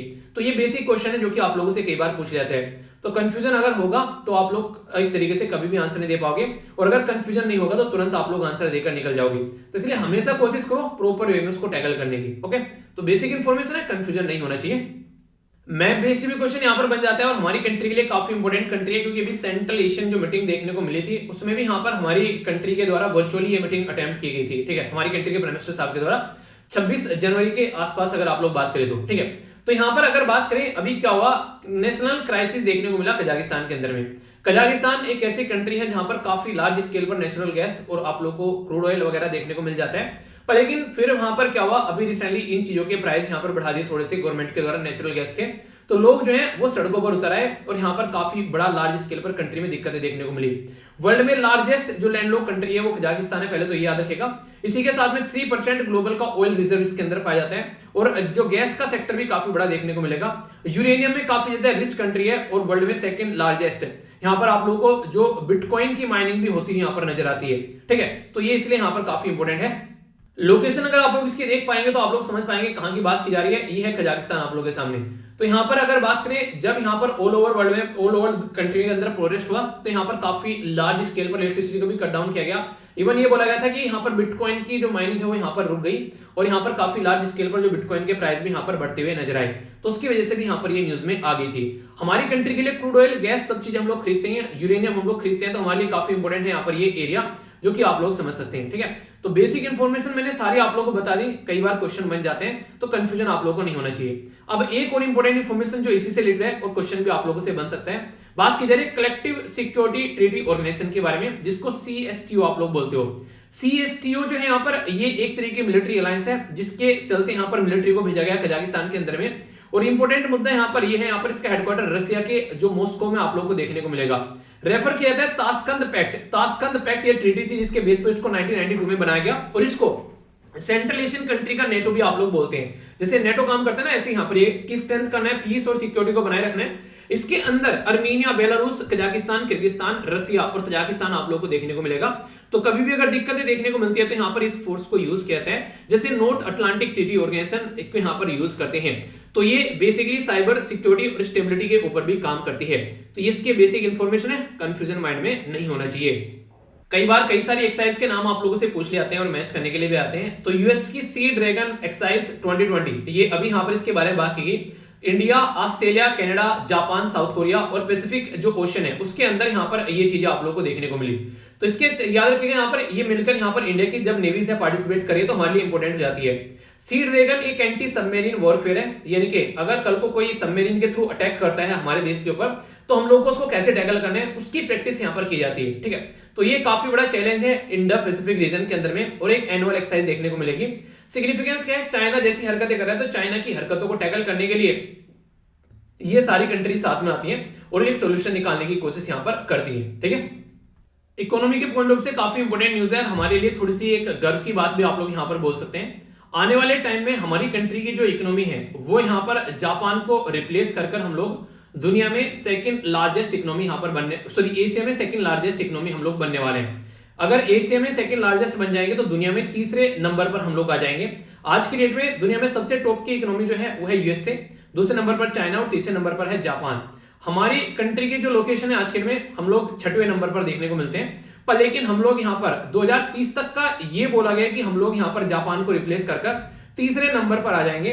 और ये बात बोली गई इंफॉर्मेशन हैंडलिंग सर्विस, जिसको IHS मार्केट बोलते हैं। तो इसके द्वारा रिपोर्ट यहाँ पर प्रस्तुत की गई है कि जापान को रिप्लेस करके 2030 में इंडिया जो है वो तीसरे नंबर पर आ जाएगा दुनिया में और दूसरे नंबर पर आ जाएगा एशिया में। ये IHS जो मार्केट है यहाँ पर, ये ग्लोबल लीडिंग एक प्लेटफॉर्म है यहाँ पर, जो एनालिसिस करता है चीजों का और उनका सोल्यूशन देता है। मेजर इंडस्ट्री या फिर जो मार्केट है यहाँ पर वो मिलकर पार्टिसिपेट करते हैं, ऑल ओवर वर्ल्ड को देखते हैं यहाँ पर क्या क्या चल रहा है, जिसके चलते यहाँ पर उनका डेटा प्रस्तुत करते हैं। तो ये एक इंटरेस्टिंग इंफॉर्मेशन है जो आप लोग याद रख सकते हैं। मिनिस्ट्री ऑफ जल शक्ति जो है यहाँ पर, देखिए जो राज्य हैं उनको ढंग से सपोर्ट करने के लिए, ताकि राज्य जो है ढंग से काम करें, एक नेशनल लेवल का ये यहाँ पर एक प्राइज क्रिएट करती है, इसको बोलते हैं नेशनल वोटर अवार्ड। ठीक है, तो नेशनल वोटर अवार्ड 2020 जो है वो ऑर्गेनाइज कराया गया मिनिस्ट्री ऑफ जल शक्ति के द्वारा। तो इसमें उत्तर प्रदेश जो है उसके द्वारा पहला स्थान यहाँ पर प्राप्त किया गया यहाँ पर, जिसके चलते वोटर कंजर्वेशन के बारे में बात करते हैं। फोकस क्या था यहाँ पर? फोकस ये था कि जो एफर्ट बनाए गए यहाँ पर खासकर अक्रॉस द स्टेट, कि कैसे कैसे जो हम लोग को जल समृद्ध भारत बनाना है, यानी कैसे वोटर को हम लोग को सेव करना है और कैसे हम लोग को वोटर को और ज्यादा स्वच्छ बनाना है। तो मोटिव ये है कि इंडिविजुअल ऑर्गेनाइजेशन यहाँ पर जो भी कर रही है, जो काम कर रही है, उनको सपोर्ट किया जा सके और अवेयरनेस फैलाने के लिए भी काफी इंपॉर्टेंट यहाँ पर बन जाता है। तो उत्तर प्रदेश बाजी मार गए यहाँ पर इस पर्टिकुलर अवार्ड को लेकर। काफी इंपॉर्टेंट न्यूज यार बोल सकते हैं, थोड़ा सा ध्यान से सुनिएगा, ऐसे क्वेश्चन आप लोगों से एग्जाम में जल्दी पूछ ले आते हैं। मिनिस्ट्री ऑफ लॉ जस्टिस के द्वारा अभी यहाँ पर बोला गया कि पब्लिक इंटरेस्ट लिटिगेशन जो 2019 के उसमें इंप्लीमेंट करने की बात आती है, जब यूनिफॉर्म सिविल कोड को, यूनिफॉर्म सिविल कोड यानी कि सिविल जो मैटर होते हैं उनको कैसे हम लोग को इंप्लीमेंट करना है, खासकर शादी विवाह तलाक ये इस तरीके के जो मैटर होते हैं उनके बारे में यहाँ पर बात की जाती है। तो आज की डेट में हमारे देश में अगर इसको इंप्लीमेंट करना है तो किस आर्टिकल का यूज किया जाएगा? तो याद रखिएगा हमारी कंट्री में जो आर्टिकल है यहाँ पर अनुच्छेद ये 44 नंबर का है, जो कि यूनिफॉर्मिटी के बारे में बात करता है। ठीक है, तो ये काफी इंपोर्टेंट यहाँ पर हो जाता है। तो हमारी कंट्री में अब तक बहुत सारे ऐसे उदाहरण हैं जहां पर हम लोग यूनिफॉर्म सिविल कोड यूज कर रहे हैं, ऐसा नहीं है कि हम लोग यूज नहीं कर रहे हैं। जैसे इंडिया के अंदर यूनिफॉर्म सिविल कोड फॉलो किया जाता है इंडियन कॉन्ट्रैक्ट एक्ट 1872 के तहत, ठीक है, सिविल प्रोसीजर कोड के तहत, ट्रांसफर ऑफ द प्रॉपर्टी के तहत, पार्टनरशिप के तहत, एविडेंस के तहत, ये यहाँ पर कई सारे एक्ट है हमारे देश में जहां पर हम लोग ऑलरेडी इसको फॉलो करते हैं। तो फिर यहाँ पर हम लोग फॉलो क्यों नहीं कर सकते, ये दिक्कतें निकल कर आती है। तो क्यों ना इस समय भी हम लोग फॉलो करना स्टार्ट कर दें, तो उसी के बारे में बात की जा रही है। Origin of the uniform civil code जो है ब्रिटिश गवर्नमेंट के द्वारा जो सबमिट किया गया रिपोर्ट ये 1835 में, उसके चलते यहाँ पर बोला जाता है कि यहाँ पर कम से कम यूनिफॉर्म सिविल कोड होना चाहिए। पर लेकिन हमारी दुर्भाग्य यह है कि अभी भी हमारा देश जो है वो इन मैटर्स पर काफी ज्यादा डिवाइडेड रहता है, पर लेकिन हम लोग इसको इंप्लीमेंट नहीं कर पाते हैं। तो आर्टिकल काफी इंपॉर्टेंट है, इसके बारे में इंफॉर्मेशन जरूर रखिएगा। इंडिया और नेपाल के बारे में कुछ लिखने के लिए भी आ जाए तो भी क्वेश्चन इंपॉर्टेंट है, और डायरेक्ट भी आप लोगों से यहाँ पर क्वेश्चन पूछा जा सकता है कि अभी हमारी कंट्री और नेपाल के द्वारा मिलकर कौन सी रिवर के ऊपर एक ब्रिज बनाया गया कनेक्ट करने के लिए किस किस एरिया को, ठीक है, तो ये क्वेश्चन बन जाएगा। तो हमारी कंट्री और नेपाल के द्वारा ये है यहाँ पर महाकाली रिवर के ऊपर एक ब्रिज बनाया गया। बेसिकली धाराचूला, उत्तराखंड और नेपाल में जो धाराचूला है उसको कनेक्ट करने की यहाँ पर बात की जा रही है, उसके चलते यहाँ पर ये चीजें देखने को मिली। तो काफी इंपॉर्टेंट है इंडिया और नेपाल के रिलेशन को ध्यान में रखते हुए अगर हम लोग आगे बढ़ते हैं। तो इंडिया और नेपाल के बीच में वैसे भी आप लोगों को पता है यहाँ पर काला पानी का एक विवाद है काफी पुराना, जिसमें यहाँ पर इंडिया और नेपाल का इशू कई बार उठ जाता है, ठीक है। तो ये एक अलग पॉइंट हो जाता है, इसको मैं पहले डिस्कस कर चुका हूं कई बार, कभी टाइम मिलेगा तो थोड़ा सा लंबा इशू है, डिटेल में समझेंगे इसको। पर लेकिन डायरेक्ट क्वेश्चन अगर कोई पूछ ले आप लोगों से काला पानी के बारे में तो याद रखेगा, ठीक है। वैसे इस तरीके कई सारे एडिटोरियल हिंदू के अंदर आ जाते हैं, हिंदू न्यूज़पेपर के अंदर में, उसमें भी हम लोग कवर कर लेते हैं, या फिर जो वीडियो आती है आप लोगों की नैनो मैगजीन उसके अंदर भी आप लोगों को कवर हो जाता है, ठीक है। तो कर लेंगे कभी, फिर टाइम मिलेगा तो टेंशन मत लीजिएगा। रेगुलर वीडियो अगर आप लोग सुन रहे हैं ना तो फिर कोई टेंशन लेने की आप लोगों को जरूरत नहीं है, सारे टॉपिक प्रॉपर कवर होते रहते हैं वहां पर डिटेल में विद एक तरीके से इस तरीके से, ताकि आप लोग आंसर राइटिंग भी कर सकें। इंडिया और नेपाल के रिलेशन के बारे में बात करें तो रोटी बेटी का रिलेशन माना जाता है, ट्रीटी ऑफ पीस दोनों के बीच में है 1950 की, और सूर्य किरण मिलिट्री एक्सरसाइज भी है। तो ये बेसिक इंफॉर्मेशन है, आंसर राइटिंग में कोई पूछ ले फिर डायरेक्ट प्रीलिम्स वगैरह में क्वेश्चन बन जाए तो भी आप लोग यहाँ पर इनको यूज कर सकते हैं डेटा को। नॉर्मली अगर आप लोगों के पास में पासपोर्ट है तो आप लोगों ने देखा होगा कि एक पासपोर्ट आप लोगों को जो देखने को मिलता है वो इस पैटर्न का आप लोगों को नजर आता है, पर अभी नया एक पासपोर्ट आएगा जिसमें चिप आप लोगों को लगी हुई देखने को मिलेगी। नॉर्मली बात करें तो ई पासपोर्ट की तरीके से यहाँ पर बोला जा रहा है, ठीक है। कई बार आप लोगों को पासपोर्ट कैरी करने की जरूरत नहीं पड़ती है, इस तरीके से अगर आप लोग चीजें रखते हैं उन्हें एक तरीके से ऑनलाइन चीजें डेटा सेव हो जाए, तो बहुत सारे ऐसे तरीके खोजे जा रहे हैं आजकल में जिसके चलते हम लोग चीजों को अच्छे से एंजॉय कर सकते हैं। तो गवर्नमेंट के द्वारा स्टार्ट किया गया एक नया प्रोजेक्ट जिसमें ई पासपोर्ट की बात यहाँ पर की जा रही है, और ये जो पासपोर्ट होगा यहाँ पर एक तरीके से ऑनलाइन रिन्यू भी आप लोग कर सकते हैं आसानी से, तो उसमें भी दिक्कत नहीं रहेगी कि बार बार चक्कर खाने पड़ते हैं, जो बेसिकली उससे दूर रहेंगे। तो क्वेश्चन ये बन जाएगा यहाँ पर कि कौन कौन मिलकर काम कर रहे हैं। तो मिनिस्ट्री ऑफ एक्सटर्नल अफेयर जो है टाटा कंसल्टेंसी जो सर्विस है उसके साथ मिलकर यहाँ पर काम कर रहे हैं, और ई पासपोर्ट जो है ये डेवलप किया जा रहा है आईआईटी कानपुर के द्वारा नेशनल इंफॉर्मेटिक्स सेंटर के साथ मिलकर। तो ये यहाँ पर इसको डेवलप कर रहे हैं, और प्रोजेक्ट है मिनिस्ट्री ऑफ एक्सटर्नल अफेयर और यहाँ पर टीसीएस के साथ में, ठीक है। तो इनके बीच में प्रोजेक्ट है, डेवलप यहाँ पर ये कर रहे हैं। तो ये क्वेश्चन आप लोगों से कई बार पूछे जाए, तो कंफ्यूजन नहीं रखना है। हर टाइम किसानों के बारे में ये सोचा जाता है कि किसानों को क्या ऐसा ऑल्टरनेटिव दिया जाए जिससे किसानों की इनकम जो है वो अच्छे लेवल पर चलती रहे।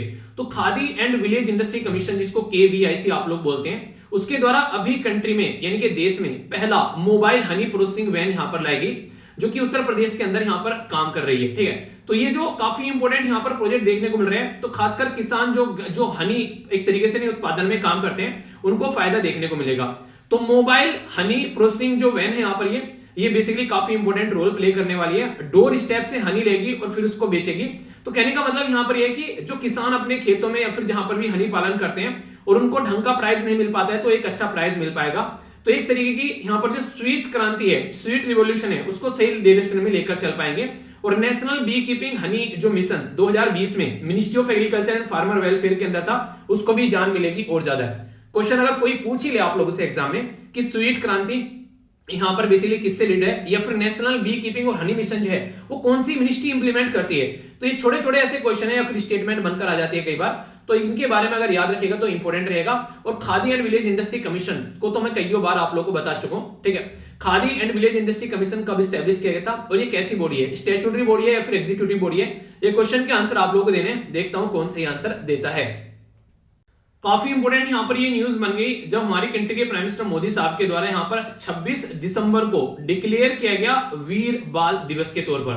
तो ये जो वीर बाल दिवस है ये काफी इंपोर्टेंट यहां पर बेसिकली एक तरीके से डे के तरीके से देखा गया।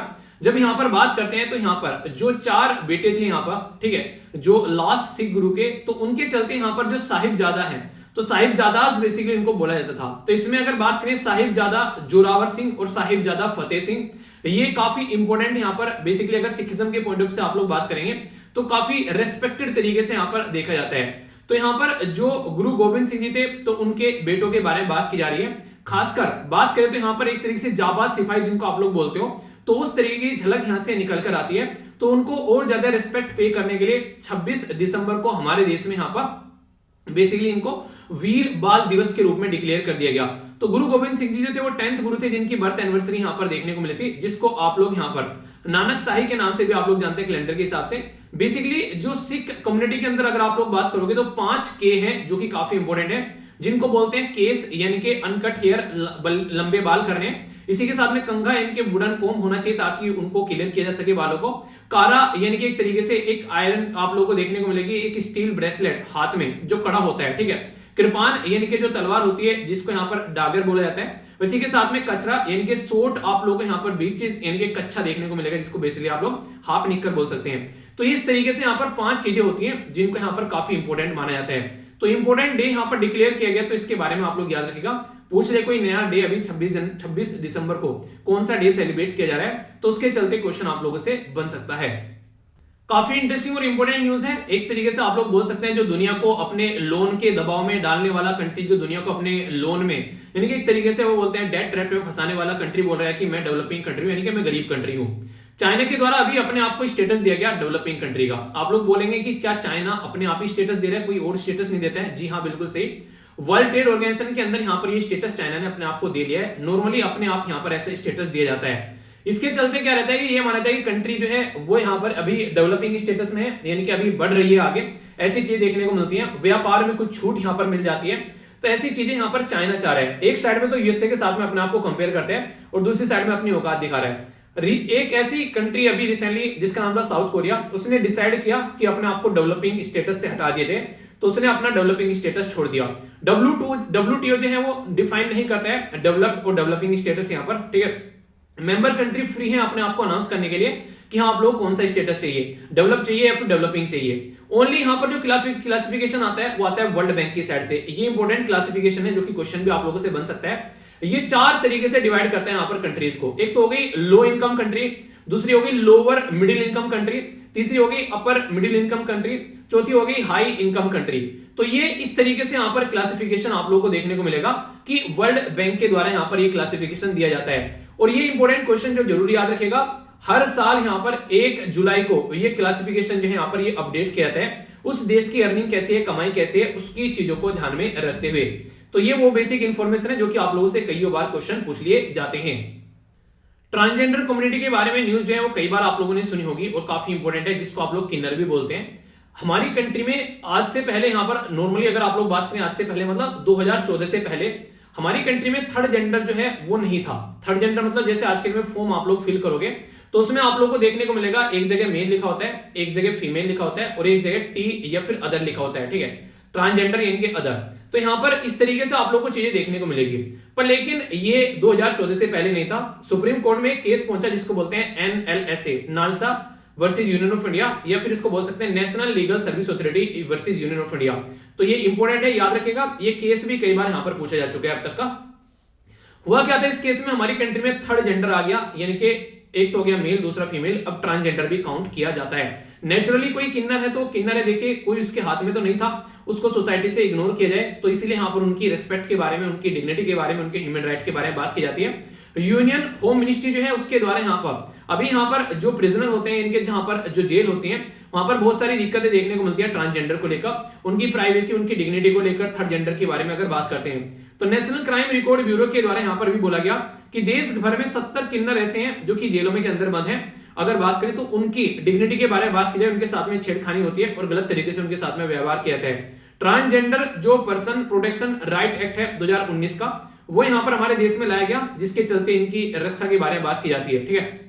इसी केस के बाद में आप लोगों को पता है कई सारे और भी इनिशिएटिव देखने को मिले। सुप्रीम कोर्ट ने डीक्रिमिनलाइज कर दिया सेक्शन 377।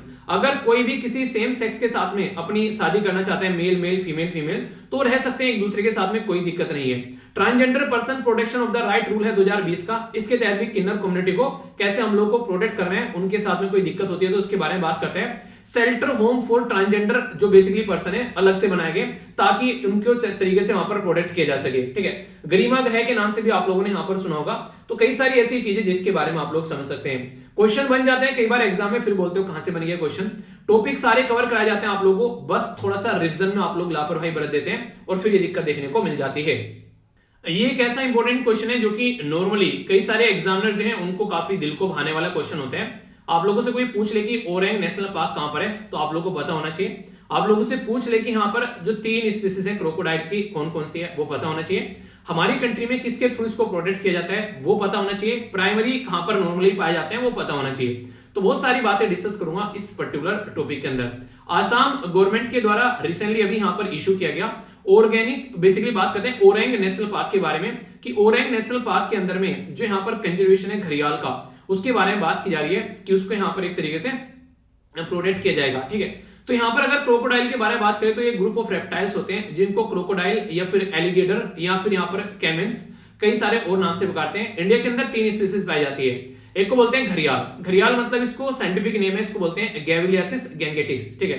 तो इसी का नाम है यहाँ पर IUCN के अंदर में क्रिटिकली इंडेंजर्ड कैटेगरी में इसको रखा गया है। दूसरा यहाँ पर मुगुर क्रोकोडाइल, इसको बोलते हैं यहाँ पर बेसिकली, इसको बोलते हैं यहाँ पर क्रोकोडिलस पेलेस्टिस, ठीक है। तो इसी का नाम आप लोगों को देखने को मिलेगा, इसको वनरेबल की कैटेगरी में रखा गया है। तीसरा है साल्ट क्रोकोडाइल, ठीक है, इसको बोलते हैं यहाँ पर क्रोकोडिलस, इसको प्रोसेस, ठीक है। तो यहाँ पर ये IUCN में लीस्ट कंसर्न की कैटेगरी में रखा गया है। तीनों के तीनों जो है यहाँ पर ये अपेंडिक्स 1 में रखे गए हैं, और जो CITES है और इसी के साथ में उसके शेड्यूल 1 में और वाइल्ड लाइफ प्रोटेक्शन एक्ट के मतलब CITES में और शेड्यूल 1 में अपेंडिक्स में, और इसके यहाँ पर शेड्यूल 1 में रखा जाता है basically wild life protection act 1972 के।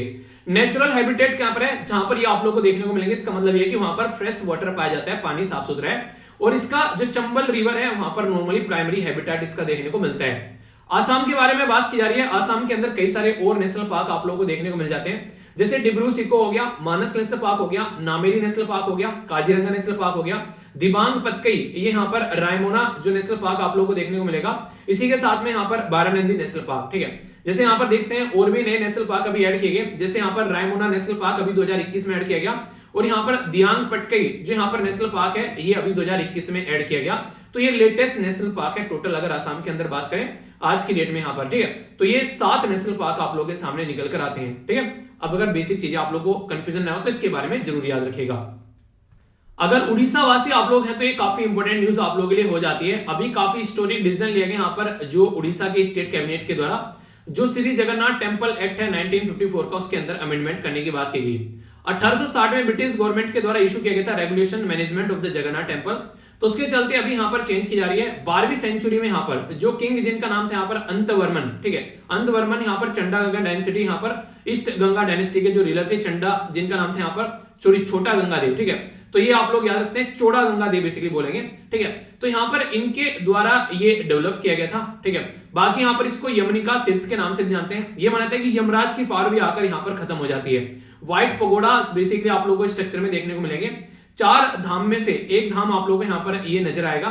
इसी के साथ में Konark sun temple UNESCO world heritage site, Lingaraj temple, Tara Tarini temple और उदयगिरी, और इसी के साथ में यहाँ पर जो खंडगिरी केव है वो भी आप लोग काफी पॉपुलर म्यूनिमेंट्स की कैटेगरी में यहाँ पर देखने को मिल जाते हैं, ठीक है। तो इसके बारे में कुछ बेसिक बातें देख, कई बार अगर हिस्ट्री की कुछ चीजें न्यूज होती है ना तो बैकग्राउंड में थोड़ा सा देख लिया कीजिए, ठीक है। जैसे कि अगर बात करें, अगर आप लोग यहाँ पर आज जाकर देखते हैं, खासकर अगर बात करें जो भी यहाँ पर उड़ीसा वासी हो तो खासकर कि किंग अंतवर्मन जिनका नाम है यहाँ पर चौड़ा गंगा देव, तो यहाँ पर इनकी डायनेस्टी है ईस्ट गंगा डायनेस्टी, तो इसके बारे में थोड़ा जाकर आप लोग पढ़ सकते हैं। जहां पर भी कोई कंफ्यूजन रहा करे उसको क्लियर कर आगे बढ़ो तो लंबे समय तक चीजों को याद आप लोग रख पाओगे। ये कुछ बेसिक इन्फॉर्मेशन है जो मुझे लगा आप लोगों के साथ में शेयर करनी चाहिए। कई बार एक्स्ट्रा इन्फॉर्मेशन होती है तो यहाँ पर ये आप लोगों के लिए क्वेश्चन की फॉर्म में बन सकती है, वो न्यूज में अगर हो तो। इंडिया में रबर की खेती के बारे में अगर कोई आप लोगों से पूछ ले तो आप लोगों को पता होना चाहिए। सबसे पहली बार हमारे देश में जो रबर की खेती है वो फर्स्ट टाइम प्लांट की गई थी 1902 में, और पेरियार रिवर जो कि केरला के अंदर है वहां पर इसको बेसिकली प्लांट किया गया। मुल्ला पेरियार डैम भी काफी ज्यादा न्यूज में, तो इसलिए क्वेश्चन भी आप लोगों से यहां से बन सकता है। टॉप रबर प्रोड्यूसिंग जो स्टेट है देश में, पहले नंबर पर केरला, दूसरे नंबर पर तमिलनाडु और तीसरे नंबर पर कर्नाटक आप लोगों को देखने को मिलता है। गवर्नमेंट के इनिशिएटिव है जैसे रबर प्लांटेशन डेवलपमेंट स्कीम है और रबर ग्रुप प्लांटेशन स्कीम है, ये गवर्नमेंट के इनिशिएटिव की कैटेगरी में आप लोगों को देखने को मिलता है। अगर बात करें तो 100% जो फॉरेन डायरेक्ट इन्वेस्टमेंट है यहाँ पर, जैसे रबर, कॉफी वगैरह, इनमें आप लोगों को देखने को मिलेगा। मेजर जो प्रोड्यूसर है Thailand, Indonesia, Malaysia, Vietnam, China और इंडिया, और मेजर कंज्यूमर जो है चाइना, इंडिया, यूएसए, इसी के साथ में जापान, थाईलैंड, इंडोनेशिया और मलेशिया, ठीक है। तो प्रोड्यूसर कंज्यूमर कौन है हमारे देश में सबसे ज्यादा, कहां पर रबर बेसिकली देखने को मिलती है, तो इसके बारे में याद रखिएगा, ठीक है। जब आप लोग बात करते हैं नॉर्थ ईस्ट इंडिया में, तो यहाँ पर ये नॉर्थ ईस्ट का मतलब यहाँ पर ये वाला एरिया होता है, और बाकी सदर्न इंडिया में यहाँ पर ये वाला एरिया, ठीक है। तो जहां पर नॉर्मली इसकी खेती हमारे देश में की जाती है जिसको आप लोग रबर बोलते हैं, ठीक है। एक काफी इंपॉर्टेंट इंडेक्स है जो कई बार न्यूज में रहता है, तो आप लोग की इंडेक्स जो है, स्कीम जो है, लोकेशन जो है, प्रोडक्ट जो है, वो सारी चीजें मैं कवर करके चलता हूं ताकि कोई भी कंफ्यूजन आप लोगों को नहीं देखने को मिले।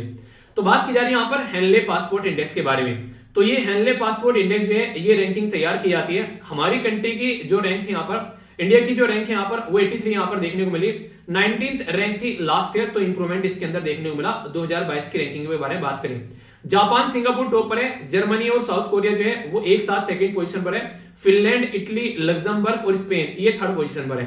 यानी कि एक साथ जैसे आप लोगों ने देखा होगा कई सारे जो लोग हैं एक पोजीशन पर आ जाते हैं, तो वो वाली बातें की जा रही है। अफगानिस्तान और इराक जो है उनके द्वारा नीचे से टॉप किया गया है, जो कि सोचने वाली बात है यहाँ पर। ये कई बार क्वेश्चन में स्टेटमेंट में दे देंगे कि कौन सी स्टेटमेंट जो कौन सी कंट्री नीचे टॉप करी है, कौन सी ऊपर से, तो इसके बारे में आप लोग याद रख सकते हैं, ठीक है। आगे बात करें यहाँ पर ये हेनले पासपोर्ट इंडेक्स के बारे में, तो ओरिजिनेट होता है यहाँ पर ऑल ओवर वर्ल्ड के पासपोर्ट को काउंट कर, ठीक है। देखते हैं कहां पर किसका पासपोर्ट कितना काम कर रहा है, यानी कि किस किस कंट्री में किस किस पासपोर्ट की ज्यादा ताकत है, यानी कि वीजा फ्री एंट्री कहां पर हो जाती है। ओरिजिनेट जो किया गया था डॉक्टर क्रिश्चियन एच जो कैलिन है, चेयरमैन है हेनले पासपोर्ट के, इनके द्वारा। और ये जो जहां से डेटा उठाते हैं वो है इंटरनेशनल एयर ट्रांसपोर्ट एसोसिएशन। ये इंटरनेशनल एयर ट्रांसपोर्ट एसोसिएशन काफी इंपोर्टेंट बॉडी है जो कि यहाँ पर आप लोगों के सामने देखने को मिलती है। कहीं ना कहीं 2006 में इसको लॉन्च किया गया और तब से यहाँ पर आप लोगों के सामने इंडेक्स निकल कर आता है। तो बेसिक इन्फॉर्मेशन है। वैसे एसएलवीपीडिया जो टेलीग्राम चैनल है उस पर मैंने डिटेल में इन्फॉर्मेशन आप लोगों के साथ में शेयर की थी, कोई कंफ्यूजन नहीं होना चाहिए। एक रिपोर्ट है जिसका नाम है ग्लोबल रिस्क रिपोर्ट। अगर कोई पूछ लेगी किसके द्वारा ये प्रस्तुत की जाती है तो आप लोग क्या बोलोगे, तो बताना कि भाई साहब ये है ऑर्गेनाइजेशन जिसका नाम है वर्ल्ड इकोनॉमिक फोरम, इसके द्वारा यहाँ पर ये पब्लिश की जाती है। टोटल 5 कैटेगरी में यहाँ पर ये चीजों को देखती है किस किस में रिस्क है। इकोनॉमी के फील्ड में क्या रिस्क है, पेंडेमिक के चलते अभी चीजें देखने को मिली। इन्वायरमेंट में क्या रिस्क है, जियोपॉलिटिकल क्या रिस्क है, सोसाइटल क्या रिस्क है और टेक्नोलॉजी में क्या रिस्क है। अलग अलग एरिया में रिस्क को चेक करती है और फिर बोलती है कि रिस्क है तो इसके है, ठीक है, तो उसके बारे में बताती है। तो वर्ल्ड इकोनॉमिक फोरम जो है ये एक स्विस नॉन प्रॉफिट और ये फाउंडेशन आप लोगों को देखने को मिलेगी। 1971 में स्टेब्लिश की गई थी। जेनेवा स्विट्जरलैंड में इसका हेडक्वार्टर है। फाउंडर या एग्जीक्यूटिव चेयरमैन है क्लाउस जो स्कोब आप लोगों को देखने को मिलेंगे, जिनका नाम भी आप लोग याद रख सकते हैं। इसी के साथ में और कई सारी रिपोर्ट प्रस्तुत की जाती है। अगर क्वेश्चन कोई पूछ ले कि एनर्जी ट्रांजिशन इंडेक्स कौन प्रस्तुत करता है, world economic forum. World competitiveness report कौन प्रस्तुत करता है, world economic forum. Global IT report कौन प्रस्तुत करता है, वर्ल्ड इकोनॉमिक फोरम। इसी के साथ में आईएनएसीडी और जो यहाँ पर कर्नेल जो यूनिवर्सिटी है वो मिलकर पब्लिश करते हैं। ग्लोबल जेंडर गैप कौन प्रस्तुत करता है, world economic forum. Global risk report कौन प्रस्तुत करता है, world economic forum. Global travel and tourism कौन प्रस्तुत करता है, वर्ल्ड इकोनॉमिक फोरम। तो इतनी सारी जो ऑर्गेनाइजेशन है, इतनी सारी जो रिपोर्ट है वर्ल्ड इकोनॉमिक फोरम प्रस्तुत करता है। तो क्वेश्चन भी अगर बन जाए तो आप लोग के माइंड में क्लैरिटी रहनी चाहिए। एक इंपॉर्टेंट पर्सनैलिटी के बारे में मैंने आप लोगों से डिस्कस किया था, जिसके बारे में याद रखते हैं। और आजादी के अमृत महोत्सव को ध्यान में रखते हुए ऐसे कई सारे सेलिब्रेशन देखने को मिल रहे हैं। मिनिस्ट्री ऑफ कल्चर और मिनिस्ट्री ऑफ डिफेंस यहाँ पर कला कुंभ के बारे में बात कर रही है, जो कि एक तरीके की वर्कशॉप है। यहाँ पर हमारी कंट्री में national gallery of modern art यहाँ पर मिलकर काम कर रही है। जो एमिनेंट पर्सनैलिटी है उनके बारे में चेक किया जा रहा है। तो नंद बोस जो कि काफी इंपॉर्टेंट इंडियन आर्ट की फील्ड में पेंटर थे, तो उनको लेकर यहाँ पर अभी रिसेंटली उनके बारे में भी यहाँ पर जो थीम यहाँ पर रखेगी। ठीक है, आप लोग याद रखेगा, मैंने आप लोगों को बताया भी था 9 ऐसे आर्टिस्ट हैं यहाँ पर, जिसमें से आप लोग को नंद बोस भी देखने को मिलेंगे, जिनको हम लोग 9 ज्वेल्स के तरीके से देखते हैं। यहाँ पर इनके नाम बेसिकली लिखे हुए हैं, इनको आप लोगों को पता होना चाहिए। एक केस काफी इंपॉर्टेंट यहां पर चल रहा है, जिसके बारे में कई बार बात की जाती है कि अगर एक लड़की और लड़के की शादी होती है और यहां पर दोनों आपस में फिजिकल रिलेशन बनाते हैं, तो क्या उसको रेप मानना चाहिए। अब तक हमारे देश में कानून यहां पर यह कि 15 साल से नीचे अगर लड़की की एज हो तो उसको रेप माना जाएगा। अगर 15 साल से ऊपर एज है तो उसको रेप नहीं माना जाएगा। तो सेक्शन 375 जो है यहाँ पर वो रेप के बारे में बात करते हैं, इंडियन पिनल कोड भारतीय दंड संहिता का। तो इसके चलते यहाँ पर कोशिश ये की जा रही है कि यहाँ पर अगर कोई जबरदस्ती यहाँ पर हस्बैंड और वाइफ के बीच में देखने को मिल रही है, उसमें भी रेप का प्रावधान जो है वो इंक्लूड किया जाए। ऑस्ट्रेलिया दुनिया में पहली कंट्री थी जिसने यहाँ पर इसको इंक्लूड किया 1976 में, और कई सारे यूरोपियन और स्कैंडिनेवियन कंट्री भी आज के डेट में इसको इंक्लूड कर चुके हैं। महिलाओं के साथ में कुछ गलत दुर्व्यवहार न हो, फ्रीडम ऑफ एक्सप्रेशन के बारे में बात करें, उनकी पर्सनल लाइफ और डिग्निटी के बारे में बात करें, तो ये चीजें देखने को मिलती है। आर्टिकल 21 हमारे संविधान के अंदर में बेसिकली लाइफ, जो पर्सन की जो लाइफ है उसकी लाइफ विद डिग्निटी के बारे में बात करते हैं। पर लेकिन यहाँ पर दिक्कतें देखने को ये मिलती है कि डिग्निटी उनको मिल नहीं पाती है।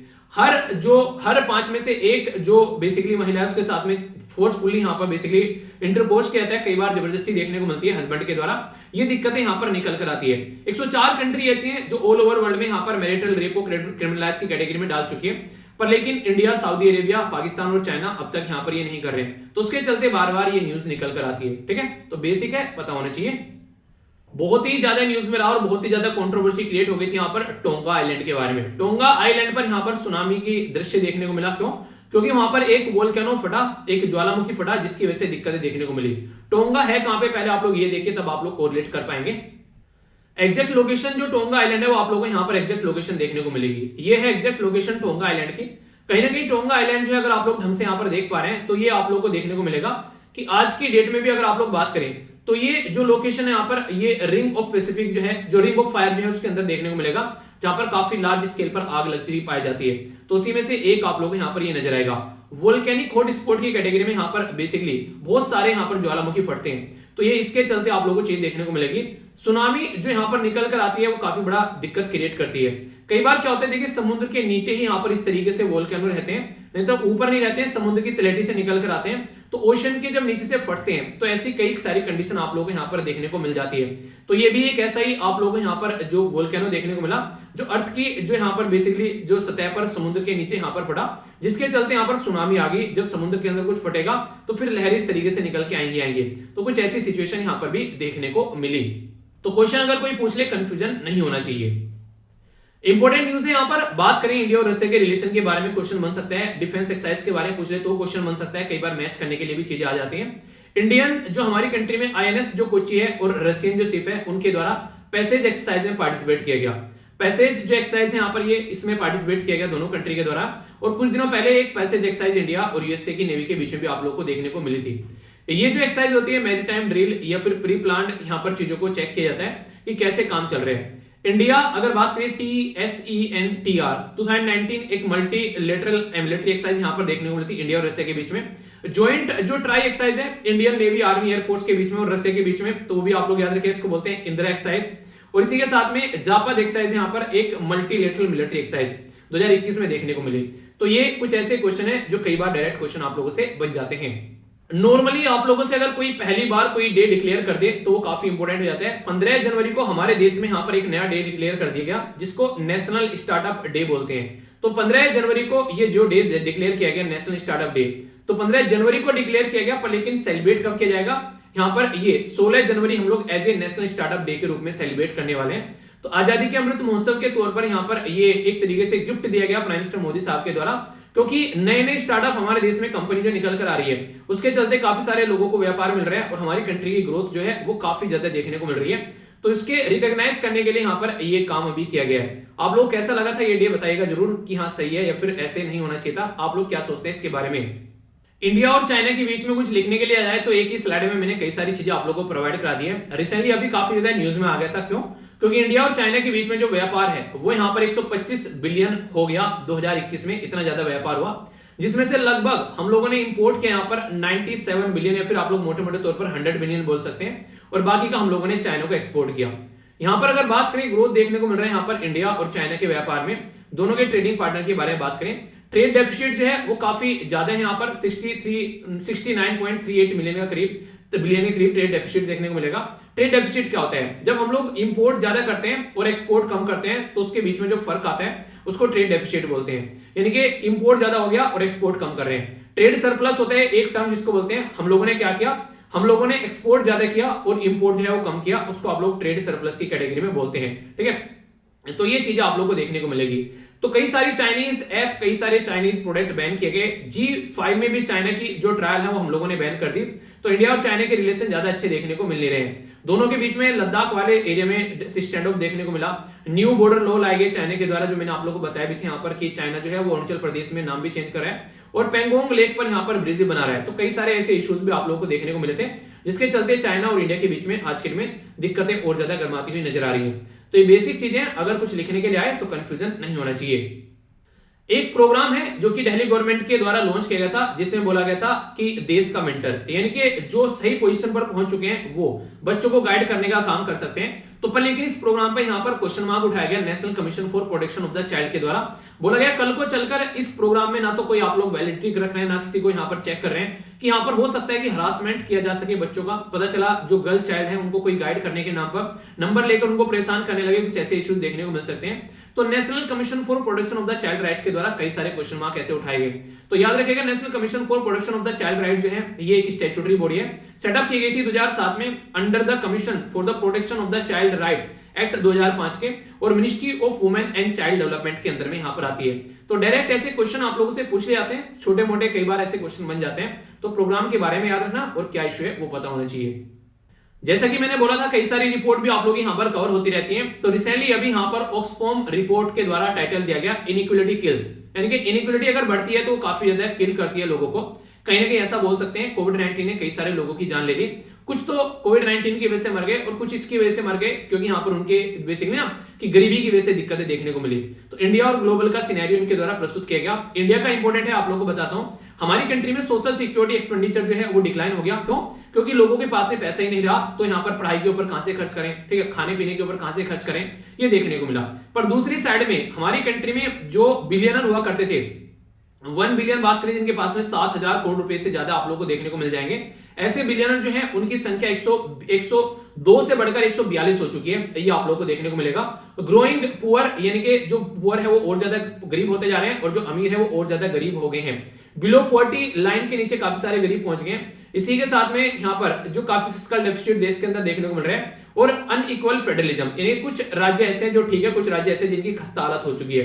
तो ये बातें बोली गई है। 1% हर 4 सेकंड में यहाँ पर डेथ होती है। यहाँ पर ऐसी कंडीशन आप लोग देखते हैं जो कि काफी सोचने वाली बात है। यहाँ पर इनइक्वालिटी काफी रोल प्ले करती है। इसी के चलते यहाँ पर एटलीस्ट यहाँ पर बात की जा रही है, यहाँ पर 21,000 के करीब लोगों की जान जा रही है अगर बात करें हर एक दिन में। तो यानी कि कहने का मतलब यहाँ पर यह कि गरीबी की वजह से भी काफी सारे लोग दिक्कत में आते हैं, भुखमरी की वजह से दिक्कत में आते हैं, ठीक है।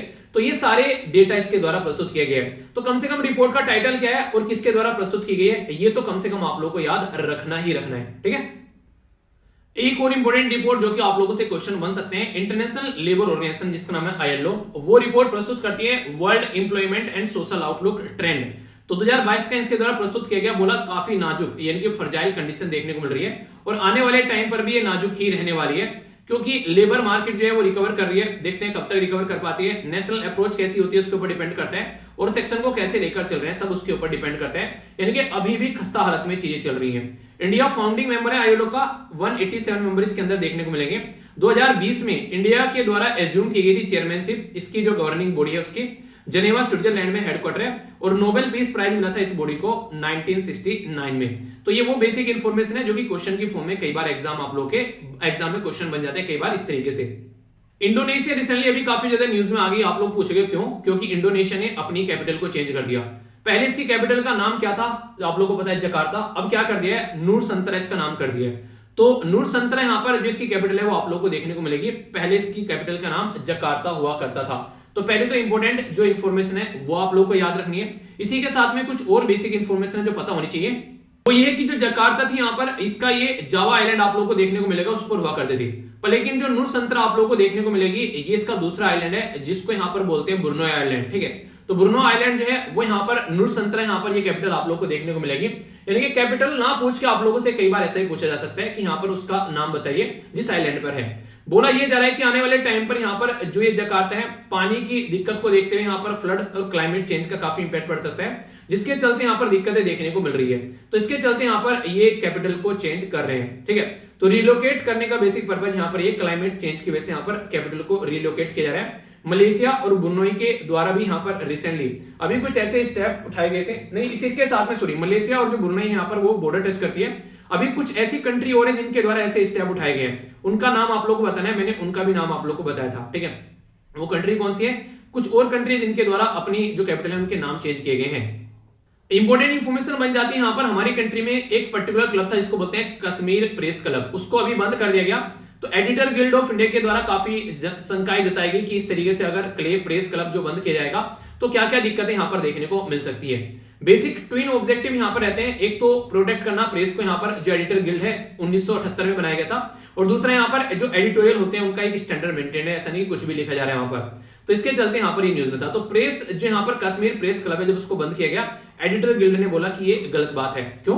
क्योंकि फ्रीडम ऑफ मीडिया के बारे में बात करें, हमारी रैंक ऑलरेडी खराब चल रही है। बात अगर करते हैं यहाँ पर तो freedom exchange of the idea के बारे में बात करें, making governance accountable, voice of the बात करें यहाँ पर मार्जिनलाइज कम्युनिटी, और डेमोक्रेसी का फोर्थ पिलर बोला जाता है। यानी कि जिस तरीके से लेजिस्लेचर जो कानून बनाने का काम करते हैं, ठीक है, इसी के साथ में एग्जीक्यूटिव इंप्लीमेंट करने का काम करते हैं, जुडिशरी जो है वो जस्टिस को देखता है, मीडिया जो है वो इसी तरीके से फोर्थ पिलर यहाँ पर बोला जाता है। जैसे तीन पिलर ये हैं, fake news, paid news, biased media और अटैक अगेंस्ट जर्नलिस्ट, ये काफी बड़े थ्रेट यहाँ पर हो जाते हैं। हमारी कंट्री की रैंक काफी खराब देखने को मिली फ्रीडम इन द वर्ल्ड जो रिपोर्ट प्रस्तुत की गई यहाँ पर यूएस हाउस के द्वारा, इसी के साथ में ह्यूमन राइट रिपोर्ट जो कि यूएस डेमोक्रेसी डिपार्टमेंट के द्वारा, और ऑथोरिटेरियनाइजेशन गोज वायरल वी डैम इंस्टीट्यूट के द्वारा हमारी रैंक काफी ज्यादा दिक्कत में देखने को मिली।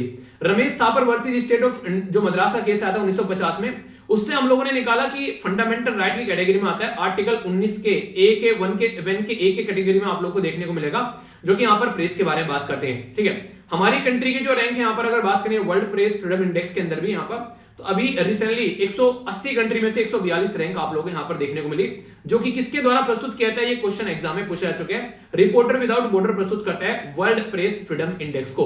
तो ये काफी इंपॉर्टेंट बेसिक इंफॉर्मेशन है। ये एक ऐसा इवेंट था जिसने पूरे देश में काफी ज्यादा एक तरीके से सुर्खियों में रहा। यहाँ पर अमर जवान ज्योति जो है वो मर्ज कर दी गई है नेशनल वॉर मेमोरियल के साथ में। अमर जवान ज्योति जो है वो स्टैब्लिश की गई थी 1972 में, जब यहाँ पर पाकिस्तान की वॉर दिखी थी यहाँ पर 1971 में, जिससे बांग्लादेश पैदा हुआ था। उसके बाद में उनकी जो जवान थे जो जिनकी यहाँ पर शहादत देखने को मिली, उसको याद करने के लिए अमर जवान ज्योति जो है लाई गई थी इंदिरा गांधी जी के द्वारा। ठीक है, तो उसके चलते अभी यहाँ पर इनको मर्ज कर दिया गया नेशनल वॉर मेमोरियल के साथ में।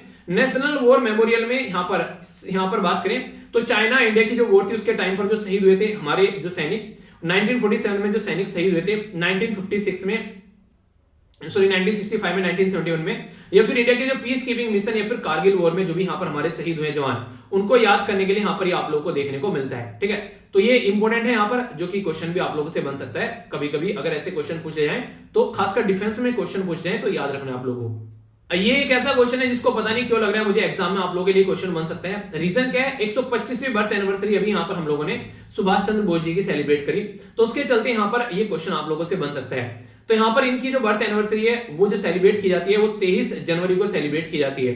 और हमारी कंट्री में इनके नाम पर एक अवार्ड भी है यहाँ पर, सुभाष चंद्र बोस आपदा प्रबंधन पुरस्कार, जो कि यहाँ पर स्टार्ट किया गया था अब तक 19 में और 20, 21, 22 में भी यहाँ पर देखने को मिला। सुभाष चंद्र बोस जो आपदा प्रबंधन जो पुरस्कार है यहाँ पर, ये अगर कोई भी आपदा के फील्ड में कुछ ऐसा काम करता है जो कि काफी इंपॉर्टेंट है देश हित के लिए, उसको ये अवार्ड यहाँ पर दिया जाता है। और 125वीं बर्थ एनिवर्सरी हम लोगों ने यहाँ पर अभी सेलिब्रेट की, 23 जनवरी को इनकी बर्थ एनिवर्सरी हम लोग सेलिब्रेट करते हैं। ठीक है, तो ये काफी इंपॉर्टेंट है यहाँ पर, जिससे आप लोगों के नाम, जिससे क्वेश्चन भी यहाँ पर पूछा जा सकता है। और एक और इंपॉर्टेंट बात यहाँ पर जो कि आप लोगों को पता भी होगा, 23 जनवरी जो है हम लोग वो पराक्रम दिवस के रूप में भी हम लोग सेलिब्रेट करते हैं। ठीक है, तो ये भी एक इंपॉर्टेंट पॉइंट है जो कि आप लोगों को क्लियर होना चाहिए, क्योंकि ऐसे ऐसे पराक्रम इनके द्वारा किए गए जो कि लोगों को दांतों तले उंगली दबाने के लिए मजबूर करते हैं। और उन पराक्रम में क्या क्या चीजें हैं, तो यहाँ पर आप लोग देखते हैं सारी चीजें मेंशन कर रखी है। जैसे कि यहाँ पर अगर बात की जाए, यहाँ पर एक तरीके से इनके द्वारा यहाँ पर ये कहीं ना कहीं एक तरीके से यहाँ पर ये जो नहीं बात करते थे कि जो कई सारे लोग बात करते थे कि डोमिनियन स्टेटस चाहिए, तो ये पूर्ण स्वराज्य के बारे में बात करते थे। ठीक है, तो ये इसके चलते यहाँ पर इंडिपेंडेंस के बारे में बात करते हैं, पूर्ण साम्राज्य के बारे में। इसी के चलते अपोज किया गया मोतीलाल नेहरू जो रिपोर्ट थी यहाँ पर, ठीक है, जो कि यहाँ पर इसी के साथ में यहाँ पर सत्याग्रह जो था, सोल्ट सत्याग्रह, उसमें पार्टिसिपेट किया गया। सिविल डिसोबीडिएंट के साथ में यहाँ पर आप लोगों को चीजें देखने को मिली। यहाँ पर इरविन पेट के अपोजिट में यहाँ पर ये देखने को मिले। इनके द्वारा जो 1939 में जो यहाँ पर त्रिपुरी सेशन था वो जीता गया। पट्टाभी सीतारामैया को इनके द्वारा हराया गया। इससे पहले 1938 में भी यहाँ पर ये जीते थे। आगे चल के फॉरवर्ड ब्लॉक इनके द्वारा बनाया गया। दिल्ली चलो नारा इन्हीं के द्वारा दिया गया अपने देश में, यहाँ पर देश को आजाद कराने के लिए। इसी के साथ में यहाँ पर अगर बात करें, एक फोर्स बनाई गई थी हमारी कंट्री में जिसको इंडियन नेशनल आर्मी बेसिकली बोलते हैं। तो यहाँ पर पहली इंडियन नेशनल आर्मी यहाँ पर इनके द्वारा बनाई गई थी। अगर अंग्रेजों को आप लोग साइड में रख दे तो फर्स्ट फॉर्म की गई थी मोहनलाल के द्वारा, बाकी बाद में इनके द्वारा बारडोग उसकी बागडोर थामी गई। ठीक है, 1945 में बोलते हैं कि इनका प्लेन क्रैश हो गया, जिसमें इनकी बेसिकली जो इनकी शहादत हुई। तो ये भी मानते हैं कई बार, तो कई सारे लोग कि वहां पर इनकी जो है शहादत नहीं हुई थी, ये बच गए थे। वहां पर कई सारी कहानी चलती है, पर लेकिन नॉर्मली इसी को माना जाता है ताइवान के अंदर में। ठीक है, प्राइम मिनिस्टर मोदी साहब के द्वारा जब यहाँ पर एड्रेस किया गया वर्ल्ड इकोनॉमिक फोरम, जो कि दावोस में आप लोगों को देखने को मिलती है, तो ये मीटिंग याद रखेगा, ये काफी इंपॉर्टेंट थी। यहाँ पर तो P3 का नारा दिया गया, प्रो प्लानेट और पीपल। तो इसमें यहाँ पर काम करना पड़ेगा, तब चीज सुधरेंगे। यानी कि life style for the environment हम लोग को चेंज करना पड़ेगा। और कॉन्फ्रेंस ऑफ पार्टी 26 में भी कहीं ना कहीं इन्हीं चीजों पर फोकस देने की बात यहाँ पर की गई थी। जब बात करें वर्ल्ड इकोनॉमिक फोरम की, तो याद रखिएगा नॉन फॉर प्रॉफिट ये ऑर्गेनाइजेशन आप लोगों को देखने को मिलेगी।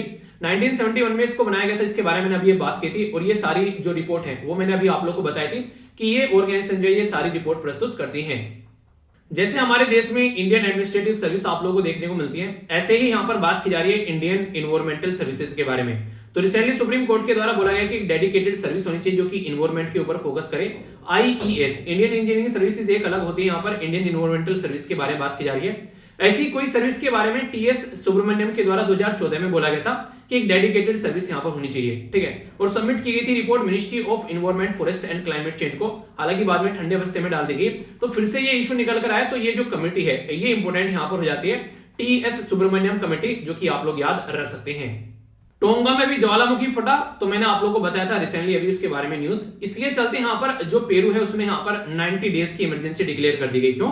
क्योंकि टोंगा में जो वोल्केनो फटा उसकी वजह से एक फ्रीक वेव देखने को मिली। फ्रीक वेव क्या होती है? जो एक नॉर्मल वेव होती है पानी के अंदर में, उसकी लगभग यहाँ पर डबल से भी ज्यादा ऊपर देखने को मिलेगी। अगर कोई जहाज यहाँ पर चल रहा है एक बार को सर्वाइव कर जाएगा, अब यहाँ पर कोई जहाज आएगा तो उलट जाएगा। ऐसे ही यहाँ पर देखने को मिला। तो इसकी वजह से यहाँ पर जो जिसके अंदर क्रूड ऑयल था वहां पर वो जहाज जो था वो पलटा और उसके अंदर से काफी ज्यादा क्रूड ऑयल निकल कर आया और काफी ज्यादा नुकसान यहाँ पर जो समुद्र के अंदर पाए जाने वाले वन्य जीव है उनको दिक्कतें यहाँ पर देखने को मिली।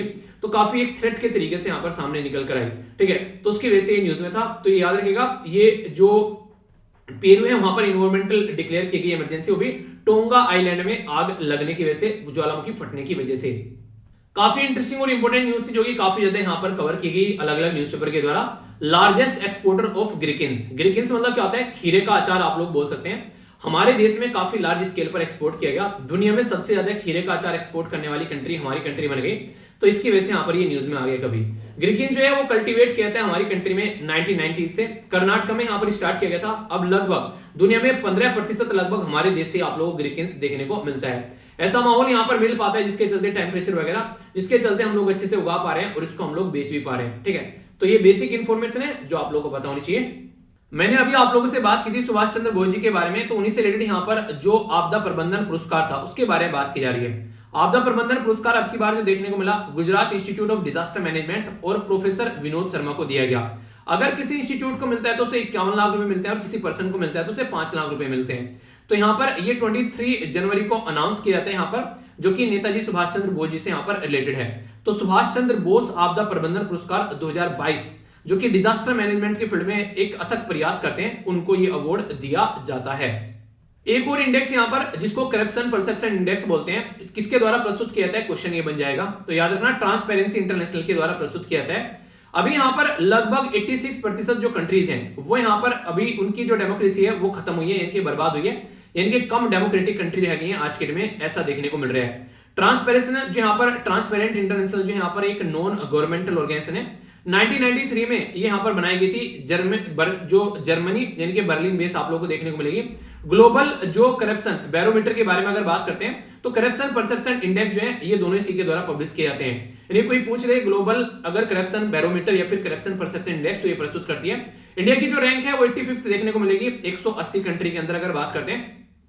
इसी के साथ में यहाँ पर अगर बात करें यहाँ पर ये 2020 में 86 थी और 2019 में यहाँ पर 80 थी हमारी रैंक। ठीक है, अगर बात करें अगर एशिया के अंदर में अगर आप लोग बात करें यहाँ पर, तो ये इंपॉर्टेंट है यहाँ पर ट्रांसपेरेंसी इंटरनेशनल के द्वारा बोला गया कि एक्सेप्ट भूटान ऑल इंडिया जो नेबर है उनकी रैंक जो है वो एक तरीके से उसके बिलो हमारी रैंक आप लोगों को देखने को मिलेगी। ठीक है, तो यानी कि भूटान अच्छा कर रहा है, बाकी और सब जो है वो एक तरीके से घटिया पोजीशन पर है हमारे साथ में कंपेयर करते हैं। तो इंपॉर्टेंट क्वेश्चन आप लोगों से बन सकता है इंडिया और इजराइल के रिलेशन के बारे में। 30th एनिवर्सरी यहाँ पर ये हमारी सेलिब्रेट की गई और ये लोगो भी लॉन्च किया गया इंडिया और इजराइल के रिलेशन को ध्यान में रखते हुए, जिसमें इजराइल का सिंबल है और हमारी कंट्री का यहाँ पर आप लोगों को ये चक्र यानी कि व्हील देखने को मिलेगा, जो कि दोनों कंट्री के रिलेशन को यहाँ पर दर्शाता है। 30th एनिवर्सरी यानी कि 30वीं एनिवर्सरी यहाँ पर है वो दिखाने की कोशिश करता है। इंडिया और इजराइल के रिलेशन जो है ये 1992 से एक सही डायरेक्शन में चलने स्टार्ट हुए।